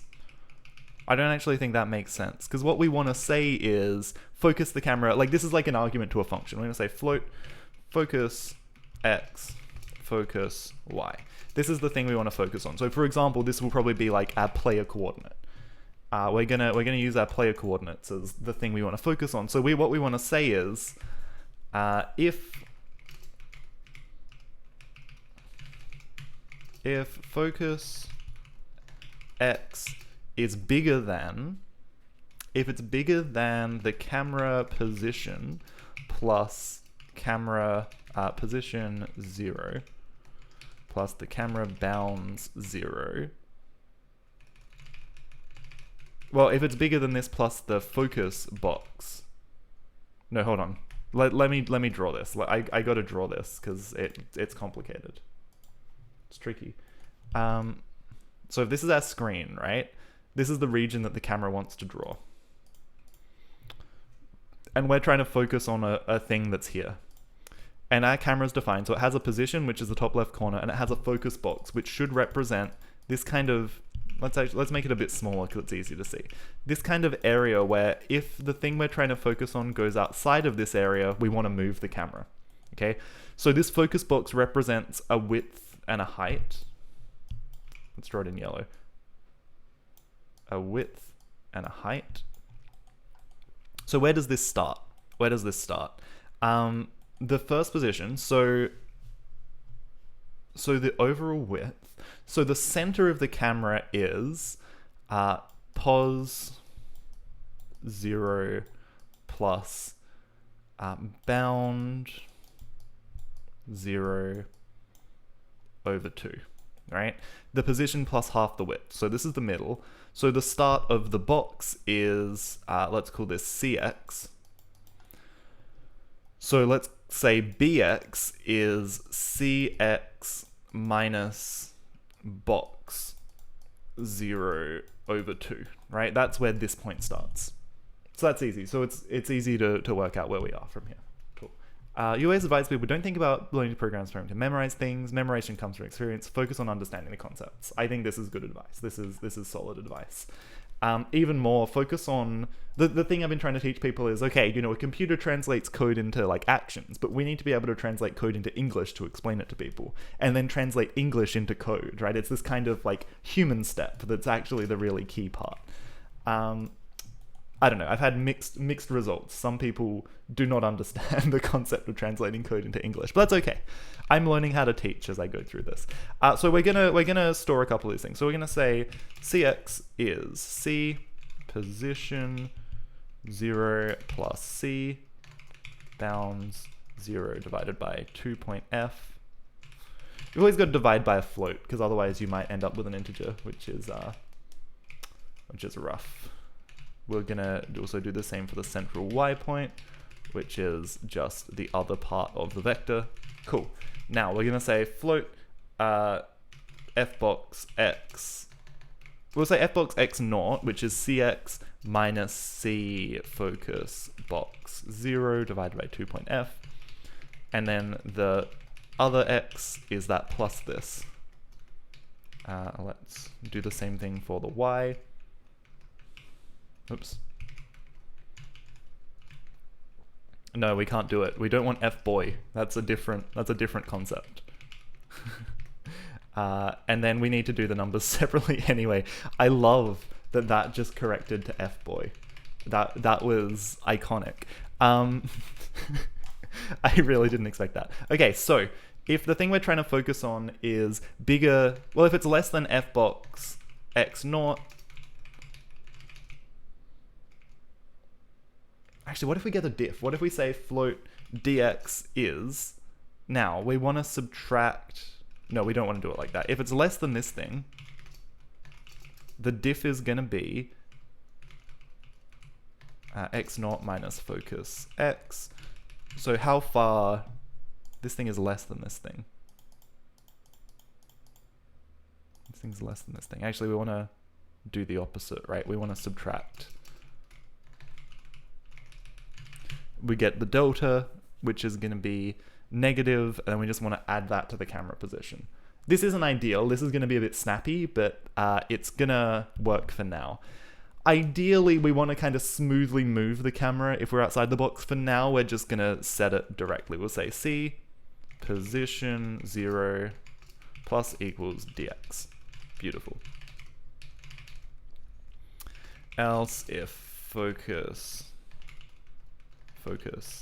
x is greater than fbox x1, we're going to do the same thing, but we're going to swap x's.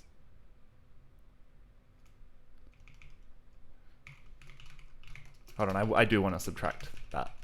Then I want to subtract this from this, because this is how far away we are. So yes, okay, cool. Then we want to do the same thing for y, except again, we can't find and replace on x like I usually do, because we'll end up with fboy, fbox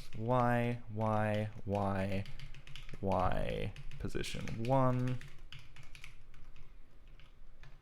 y1, y, y1, y. Okay. Cool. Perfect. Pedro HSF, thank you very much for the follow. Welcome to the PlayStation 2 Game Club, where we do things that where we go where no man has gone before. Let's copy this into a .h file. It's time. Sometimes I like to write things directly in a .c. In a .h, sorry, and then just copy them over to a .c file when I'm like done. Let's delete all of this. Excellent. And I think this is all we need for a camera, right? I think this is fine. Cool. Actually, maybe this should be a float. Whatever. We're not actually going to use blend color. We're just going to have it in there. We're going to need include stdlib.h because we have memcopy. Actually, I think this is in string.h, if memory serves, which is really silly. We're also going to need our log library. And I think that's all we have. Otherwise, we're just doing number stuff, which is great. Cool. Okay, let's see if this works. It probably won't. This camera's probably going to go to the frickin' moon, because that's usually what happens. But let's find out. So we now have a game camera, which is great.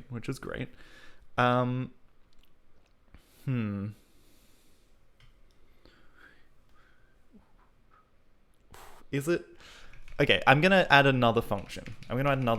This may be controversial. We're going to have a function called... I really need to put the name first, because there's no name spacing in C.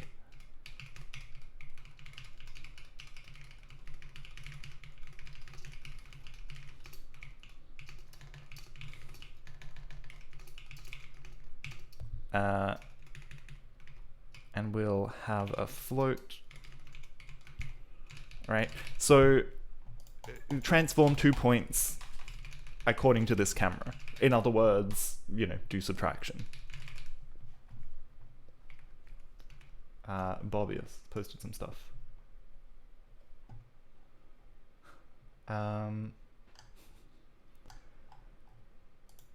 Cool. Bobbius is posting some stuff to my Discord. Oh gosh, I'll have to click on those later when I'm ready for a journey. But thank you for sharing. Cool. So camera transform. So in other words, take 2 points. And this is really easy, right? In 3D, this is where you do all kinds of weird matrix stuff. In 2D, you just say out 0 is C, position 0 is X minus this. And then out 1 is Y minus 1. Cool. Beautiful. We should check if this is null, but we won't. We won't. I'm cowboy coding here, and then I need to reword these as well. Focus.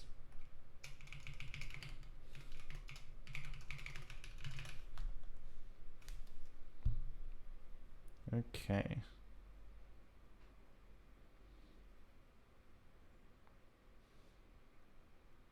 Sorry, just making plans for a little bit.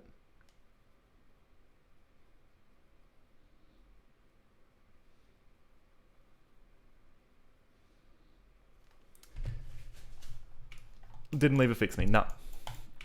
Not even. Because we're mostly going to interact with this by passing in a thing that can't be null. It can never be null. These are famous last words, but it's okay. I've made this error a lot of places. I've done it here too. Should I just write it? I don't know. Maybe I should. Maybe I should just be a good coder. Did you ever try just being good at code?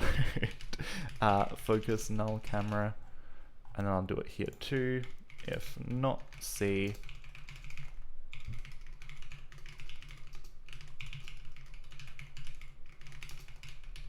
cool. But we probably won't recheck this return value, so that's fine. That's fine. That's all good. I'm happy with this. Okay, so camera transform. This is good. So now when we go into main, we're gonna have a camera. We're gonna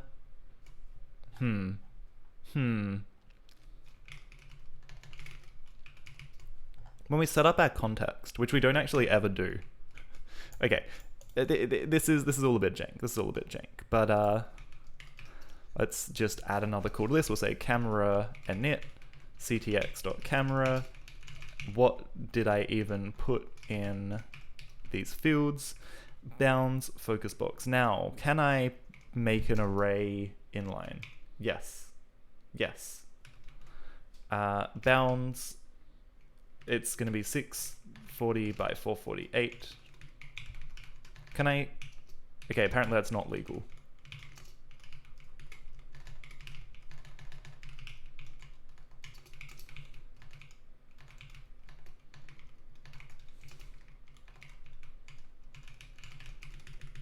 Apparently I can't be inline like that. That's annoying. It's fine, but it's annoying. I would say the focus box is gonna be maybe 50 pixels wide and maybe 100 pixels high. Maybe let's go 50 by 50. That'll do for now. This is gonna look really jank. Which C standard am I using? I'm on C99, I think, or maybe C11.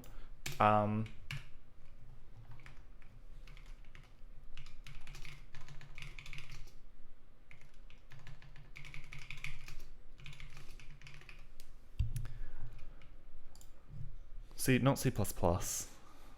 Get it. One of the hard things is whenever you try and search for C11, C, CP, C, inline, this. Yeah, this. This kind of thing. Maybe? No? Whatever. I don't think it really matters. I should have this set up to use C11. I'm pretty sure the overall library uses C11. Or not. Maybe not. Maybe I don't use C11. That's all good. That's fine. It's C11 optional. So bounds focus box, this is all I need. Cam F box. Cool. And then every frame we just want to say, so we're going to have to move this out of the main loop eventually, right? It's a little bit silly doing everything here. So after we update, we'll say camera, focus, CTX, camera, and we have a player entity pointer, right? Yeah, player. So again, this is a bit jank, but that's okay. Player, X, player, Y. So, and let me just compile and run this.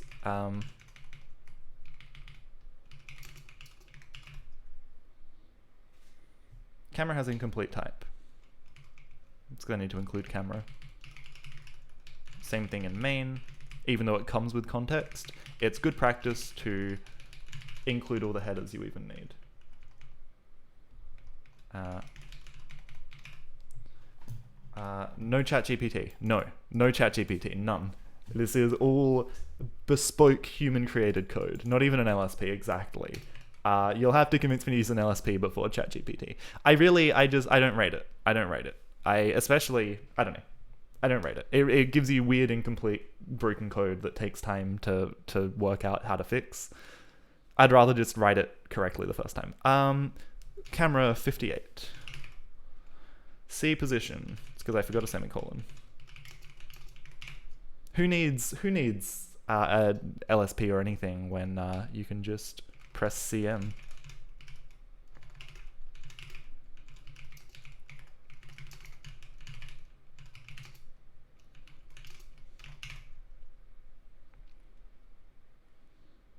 Oh yeah, hold on. What am I doing here? I meant 3.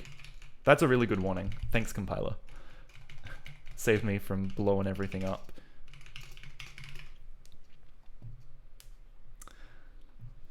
Okay, so that works. Obviously, we're not actually doing anything with the camera yet, but it does work, which is great.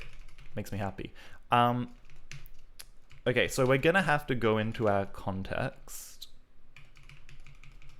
and we're gonna add a draw function in here, which is gonna apply drawing everything with the camera. So it's gonna tie it all together.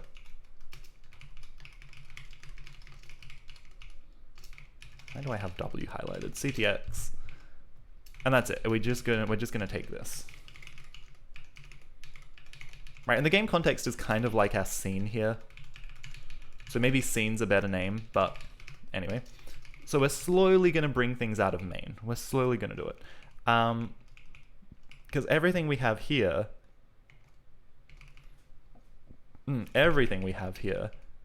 is gonna be, we'll leave upload textures, bind, tie, that's part of draw, so that's fine.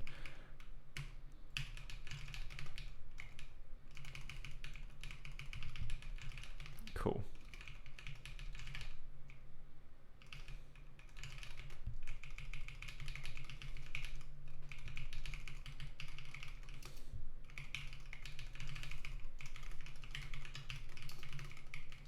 Having this kind of granular trace logging in your main loop is really useful. CTX draw. I added a header entry for this. That's good. I'm going to need to include draw.h, I think. Draw.h, that has bind tile set. Cool. Okay, excellent, excellent. Entity max is not part of this, is it? Yeah, it's in entity.h, that's okay. So we need entity.h. Wonderful. Wonderful. We also need tiles.h. I don't necessarily like it, depending on this much stuff. Also, it's weird that I wasn't including entity.h, even though I'm using entity stuff. Temporary anonymous arrays function argument. This is disgusting. I hate this. But I guess I could try it. Honestly, I don't know if that's any better than just putting it on its own line. It doesn't really save much. It just is hard to read. So maybe I won't do that. I appreciate the call out. That is, cool to see. It's good to know that syntax exists. Maybe a bit too ugly for me today. I'm gonna look at that in like a week, and I'm gonna be like, I don't know what is going on here. We need a pointer. We need to not take the address of this. We also need to make this a deref. There we go. That's better. That's better. Okay, draw list. So now we also probably, well, we already have it. Okay, so when we entity draw list, before we actually draw the entity, so we get the entity, it's active. We want to get, let's say, float eDraw.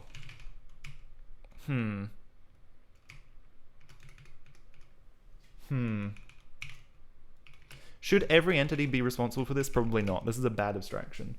Yeah, from the C++ Stack Overflow, it looks like C++ jank syntax, right?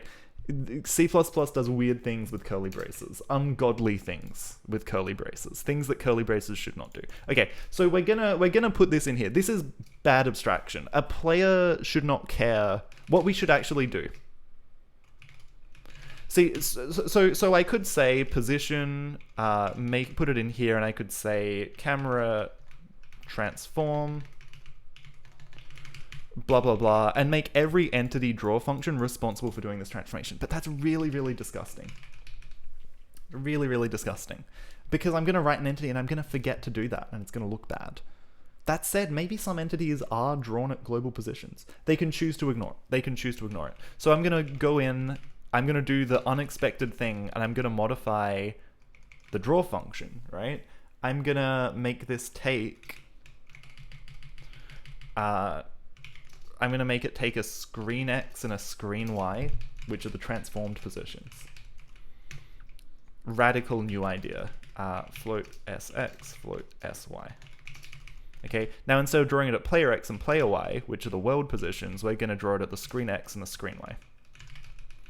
And that means that when we are in entity.c, we need to work out what those positions are. So we'll say float pos, we need to say camera, transform, we get the context, camera, which we need to take a pointer to because it's just part of the struct. What else do we need? The X and the Y, and that's it. So we say E, X, E, Y, and the position that we're writing to in the end. And now here we say pos 0, pos 1. And I'm gonna centralize on either passing like vectors or individual parameters at a certain point, but that point's not right now. It's not right now. So what happens if I build this now? There's an error because we didn't include camera.h. Oops. Okay, context camera, struct game, invalid use of type struct game context, entity.c. Ah, because in entity.h we don't actually know what's in the game context. Huh. So I'm going to do the gross thing here. I'm going to do a really gross thing, and I'm going to add a function called context, camera transform, and it's going to take a context, an X, a Y, and it's going to have this out.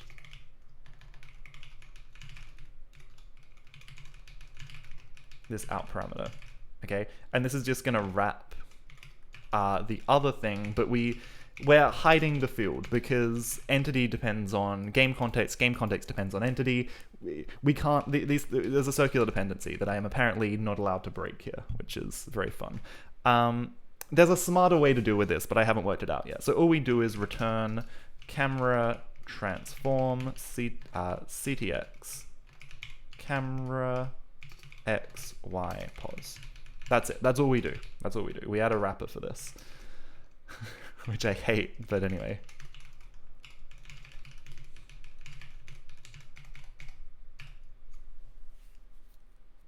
Camera transform CTX camera transform.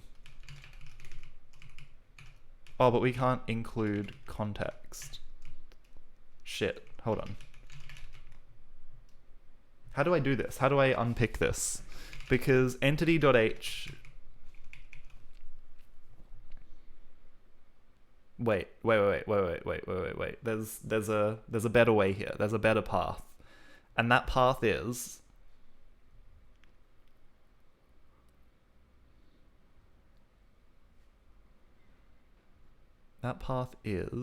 This takes... So...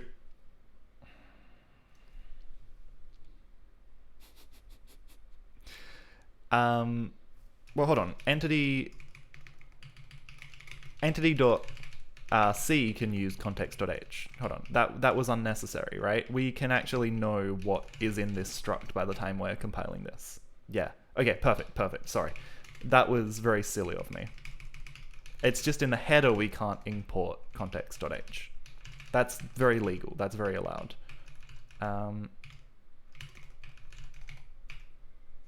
Context.h, draw 2D, not known about, so we just need to include ps2 draw. CTX is a pointer.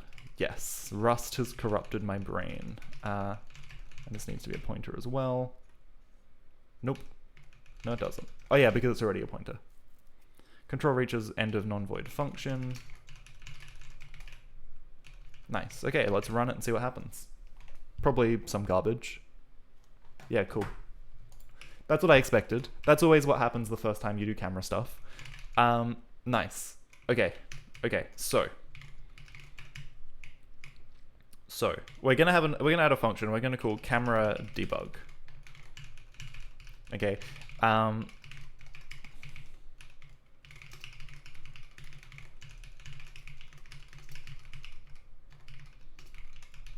gonna take a camera.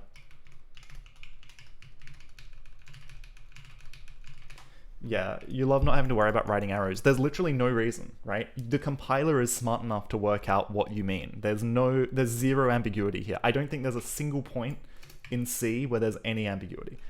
Fight me if I'm wrong, but like seriously, it's very unnecessary. You can't change it obviously because of 50, 60 years of historical baggage, but it's really unnecessary syntax.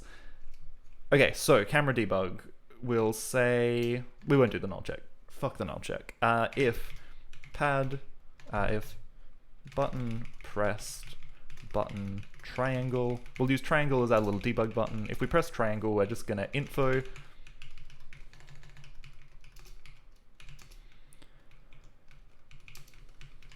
And we're just gonna print out the camera position.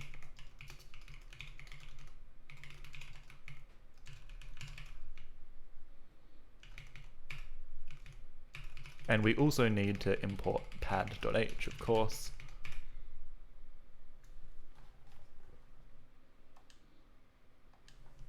Okay, so where's our camera? That's not good. That number's so big my face obstructs it. Hold on. That's a big number. No wonder we're not drawing anything.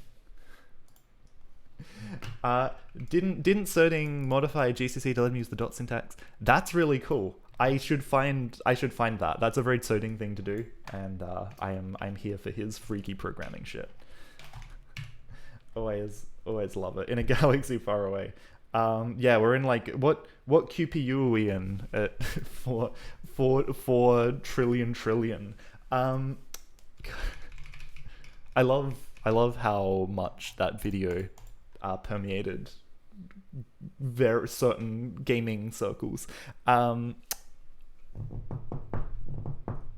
a reference to Pan and Coex's weird Super Mario 64 stuff for anyone who doesn't know what a QPU is. Okay, so the problem here is almost certainly that we're doing cameras wrong.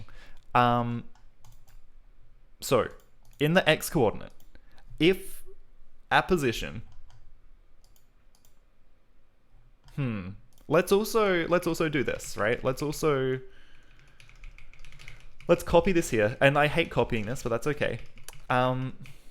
Let's just add a couple of extra lines of output. Focus box. So the focus box is going to be, the X is going to be in this range, and the Y is going to be in this range.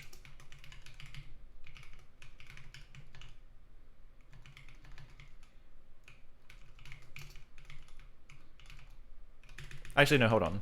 Let's do proper coordinates. Let's go here.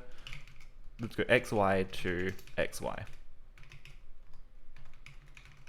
Why not fbox x1, fbox y1?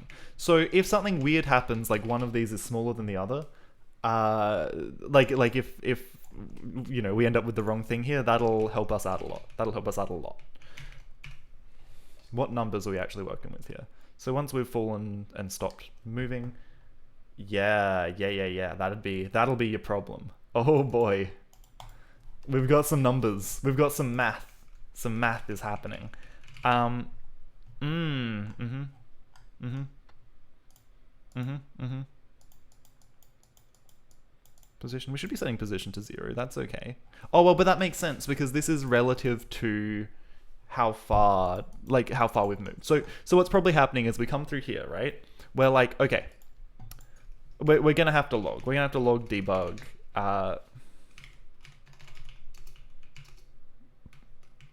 Less than...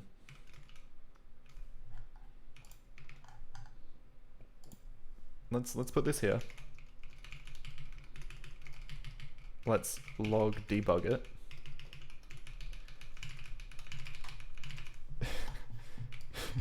Graphics is so much fun until you have to recall which math you have to use. Yeah, and the math I'm supposed to be using is not math that deals with numbers this big.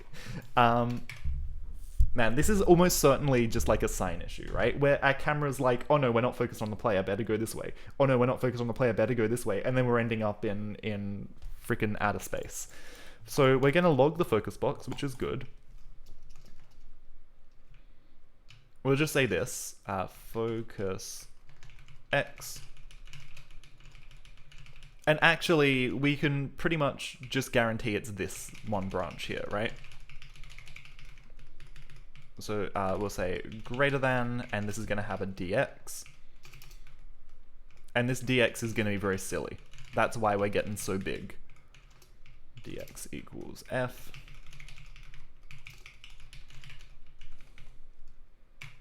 Okay, so. Yeah, okay.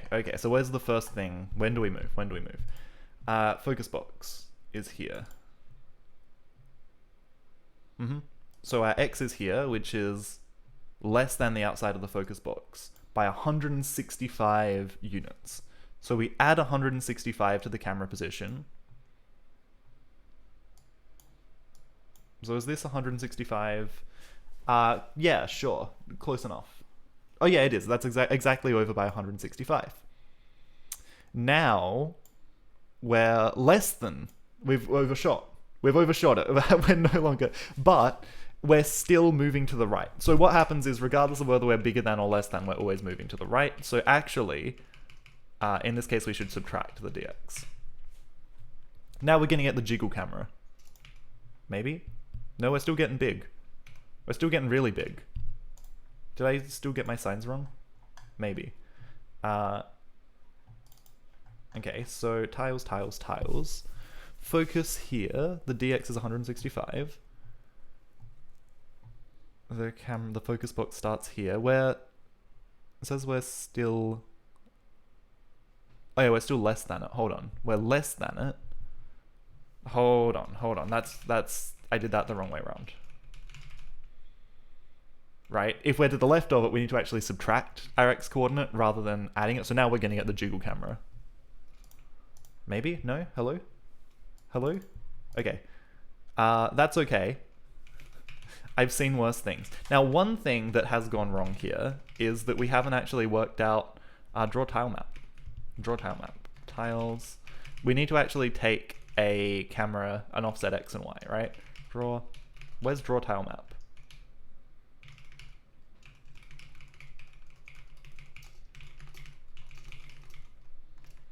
Let's maybe say camera x and float cam y, right? The camera offset we're at. And maybe we should just try and hard code it to focus the center of the screen to start with, because that will be very sensible. That would be a very sensible way to start. Okay, so height, width, tile invalid.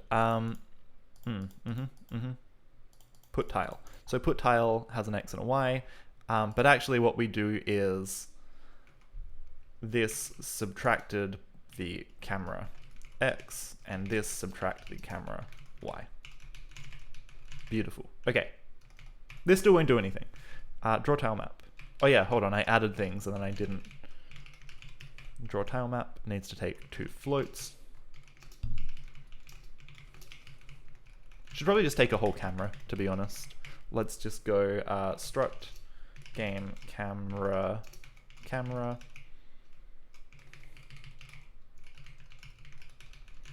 This is it's turning into a bit of spaghetti, but that's okay. We love spaghetti.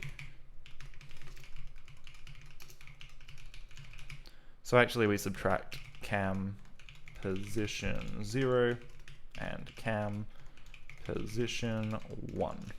Beautiful. Okay, okay. Cool. Hopefully we can get this working soon. So game camera context, we pass in context camera. We might want to do other stuff with the camera here.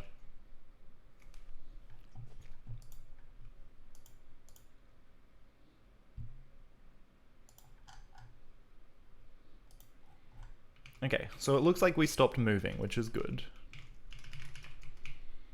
Let's maybe say int.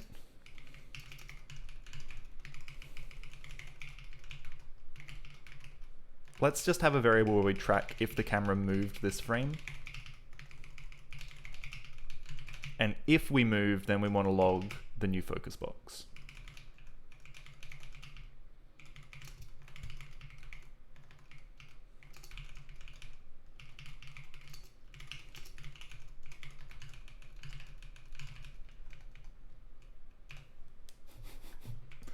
The penne code. Everyone always talks about spaghetti code. No one's ever talking about penne code. You know, where's our pasta code equality? Okay, so we've settled on a nice happy point. Am I just not calling the draw function? Is that what I've done here? Draw, upload textures. I'm just not calling the draw function. That's really funny. No wonder. CTX draw. That's actually freaking hilarious. That makes so much sense. Why aren't we drawing anything, guys? Why isn't it working? Yeah, okay, and actually, it's freaking perfect. Look at this. Beautiful. Okay, we'll ignore that. We'll ignore that.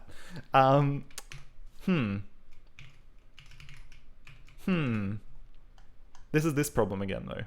I mean, for one thing, we're moving the wrong position. That's good. Okay. Beautiful. Mwah. Work of art. Work of modern abstract art. Look at this. Look at this. No dramas at all. Okay. When we jump, the camera goes to the left. I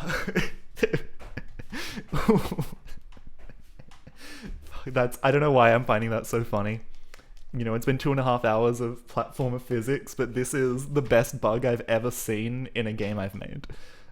Please someone clip this, because this just like fills my soul with joy. How have I even done this? Like, I'm so sure I just checked this. I literally just changed that, didn't I? That was right, and I literally just introduced that for no reason other than my brain's turning into putty. Now it works. Now it works perfectly. We have camera control. And we can hopefully make a nice big example platformer level that people can jump around in with this beautiful tile set that someone on itch.io made. This is great. This is great. I'm going to go hardware verify this and just like goof around jumping on stuff on a real PlayStation 2. And I think on that note, I am going to leave it there for today. We're going to throw the viewers onto someone in a raid.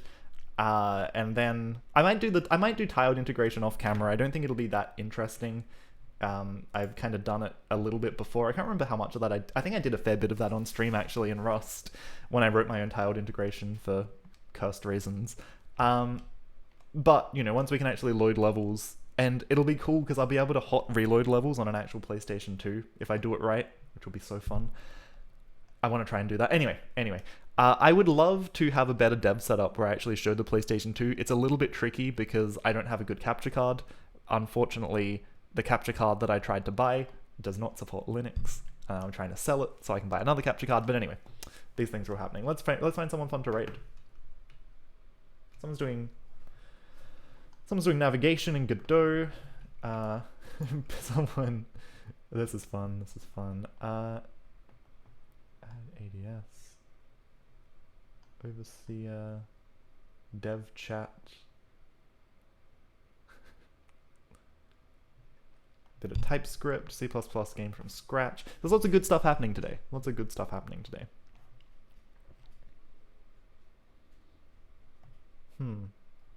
Who are we gonna raid? Who are we gonna throw some people onto? Thank you for the clip, Bobius. Oh, the broken version definitely, definitely is clip worthy as well. Godot roguelite? Let's do it. Let's raid this. That sounds fun. Let's throw some people on. Let's share the love. Thank you everyone who has stopped by and hung out. This has been really fun. This has been a good stream. And we got stuff working, which is good. It always feels good when stuff works. Not that anything we're doing is super complicated, but hopefully I can make this into like a fun little game. Okay, so let's throw some love over here. Thank you so much. Thank you so much. We'll start the raid and I'll see you all next time. Bye.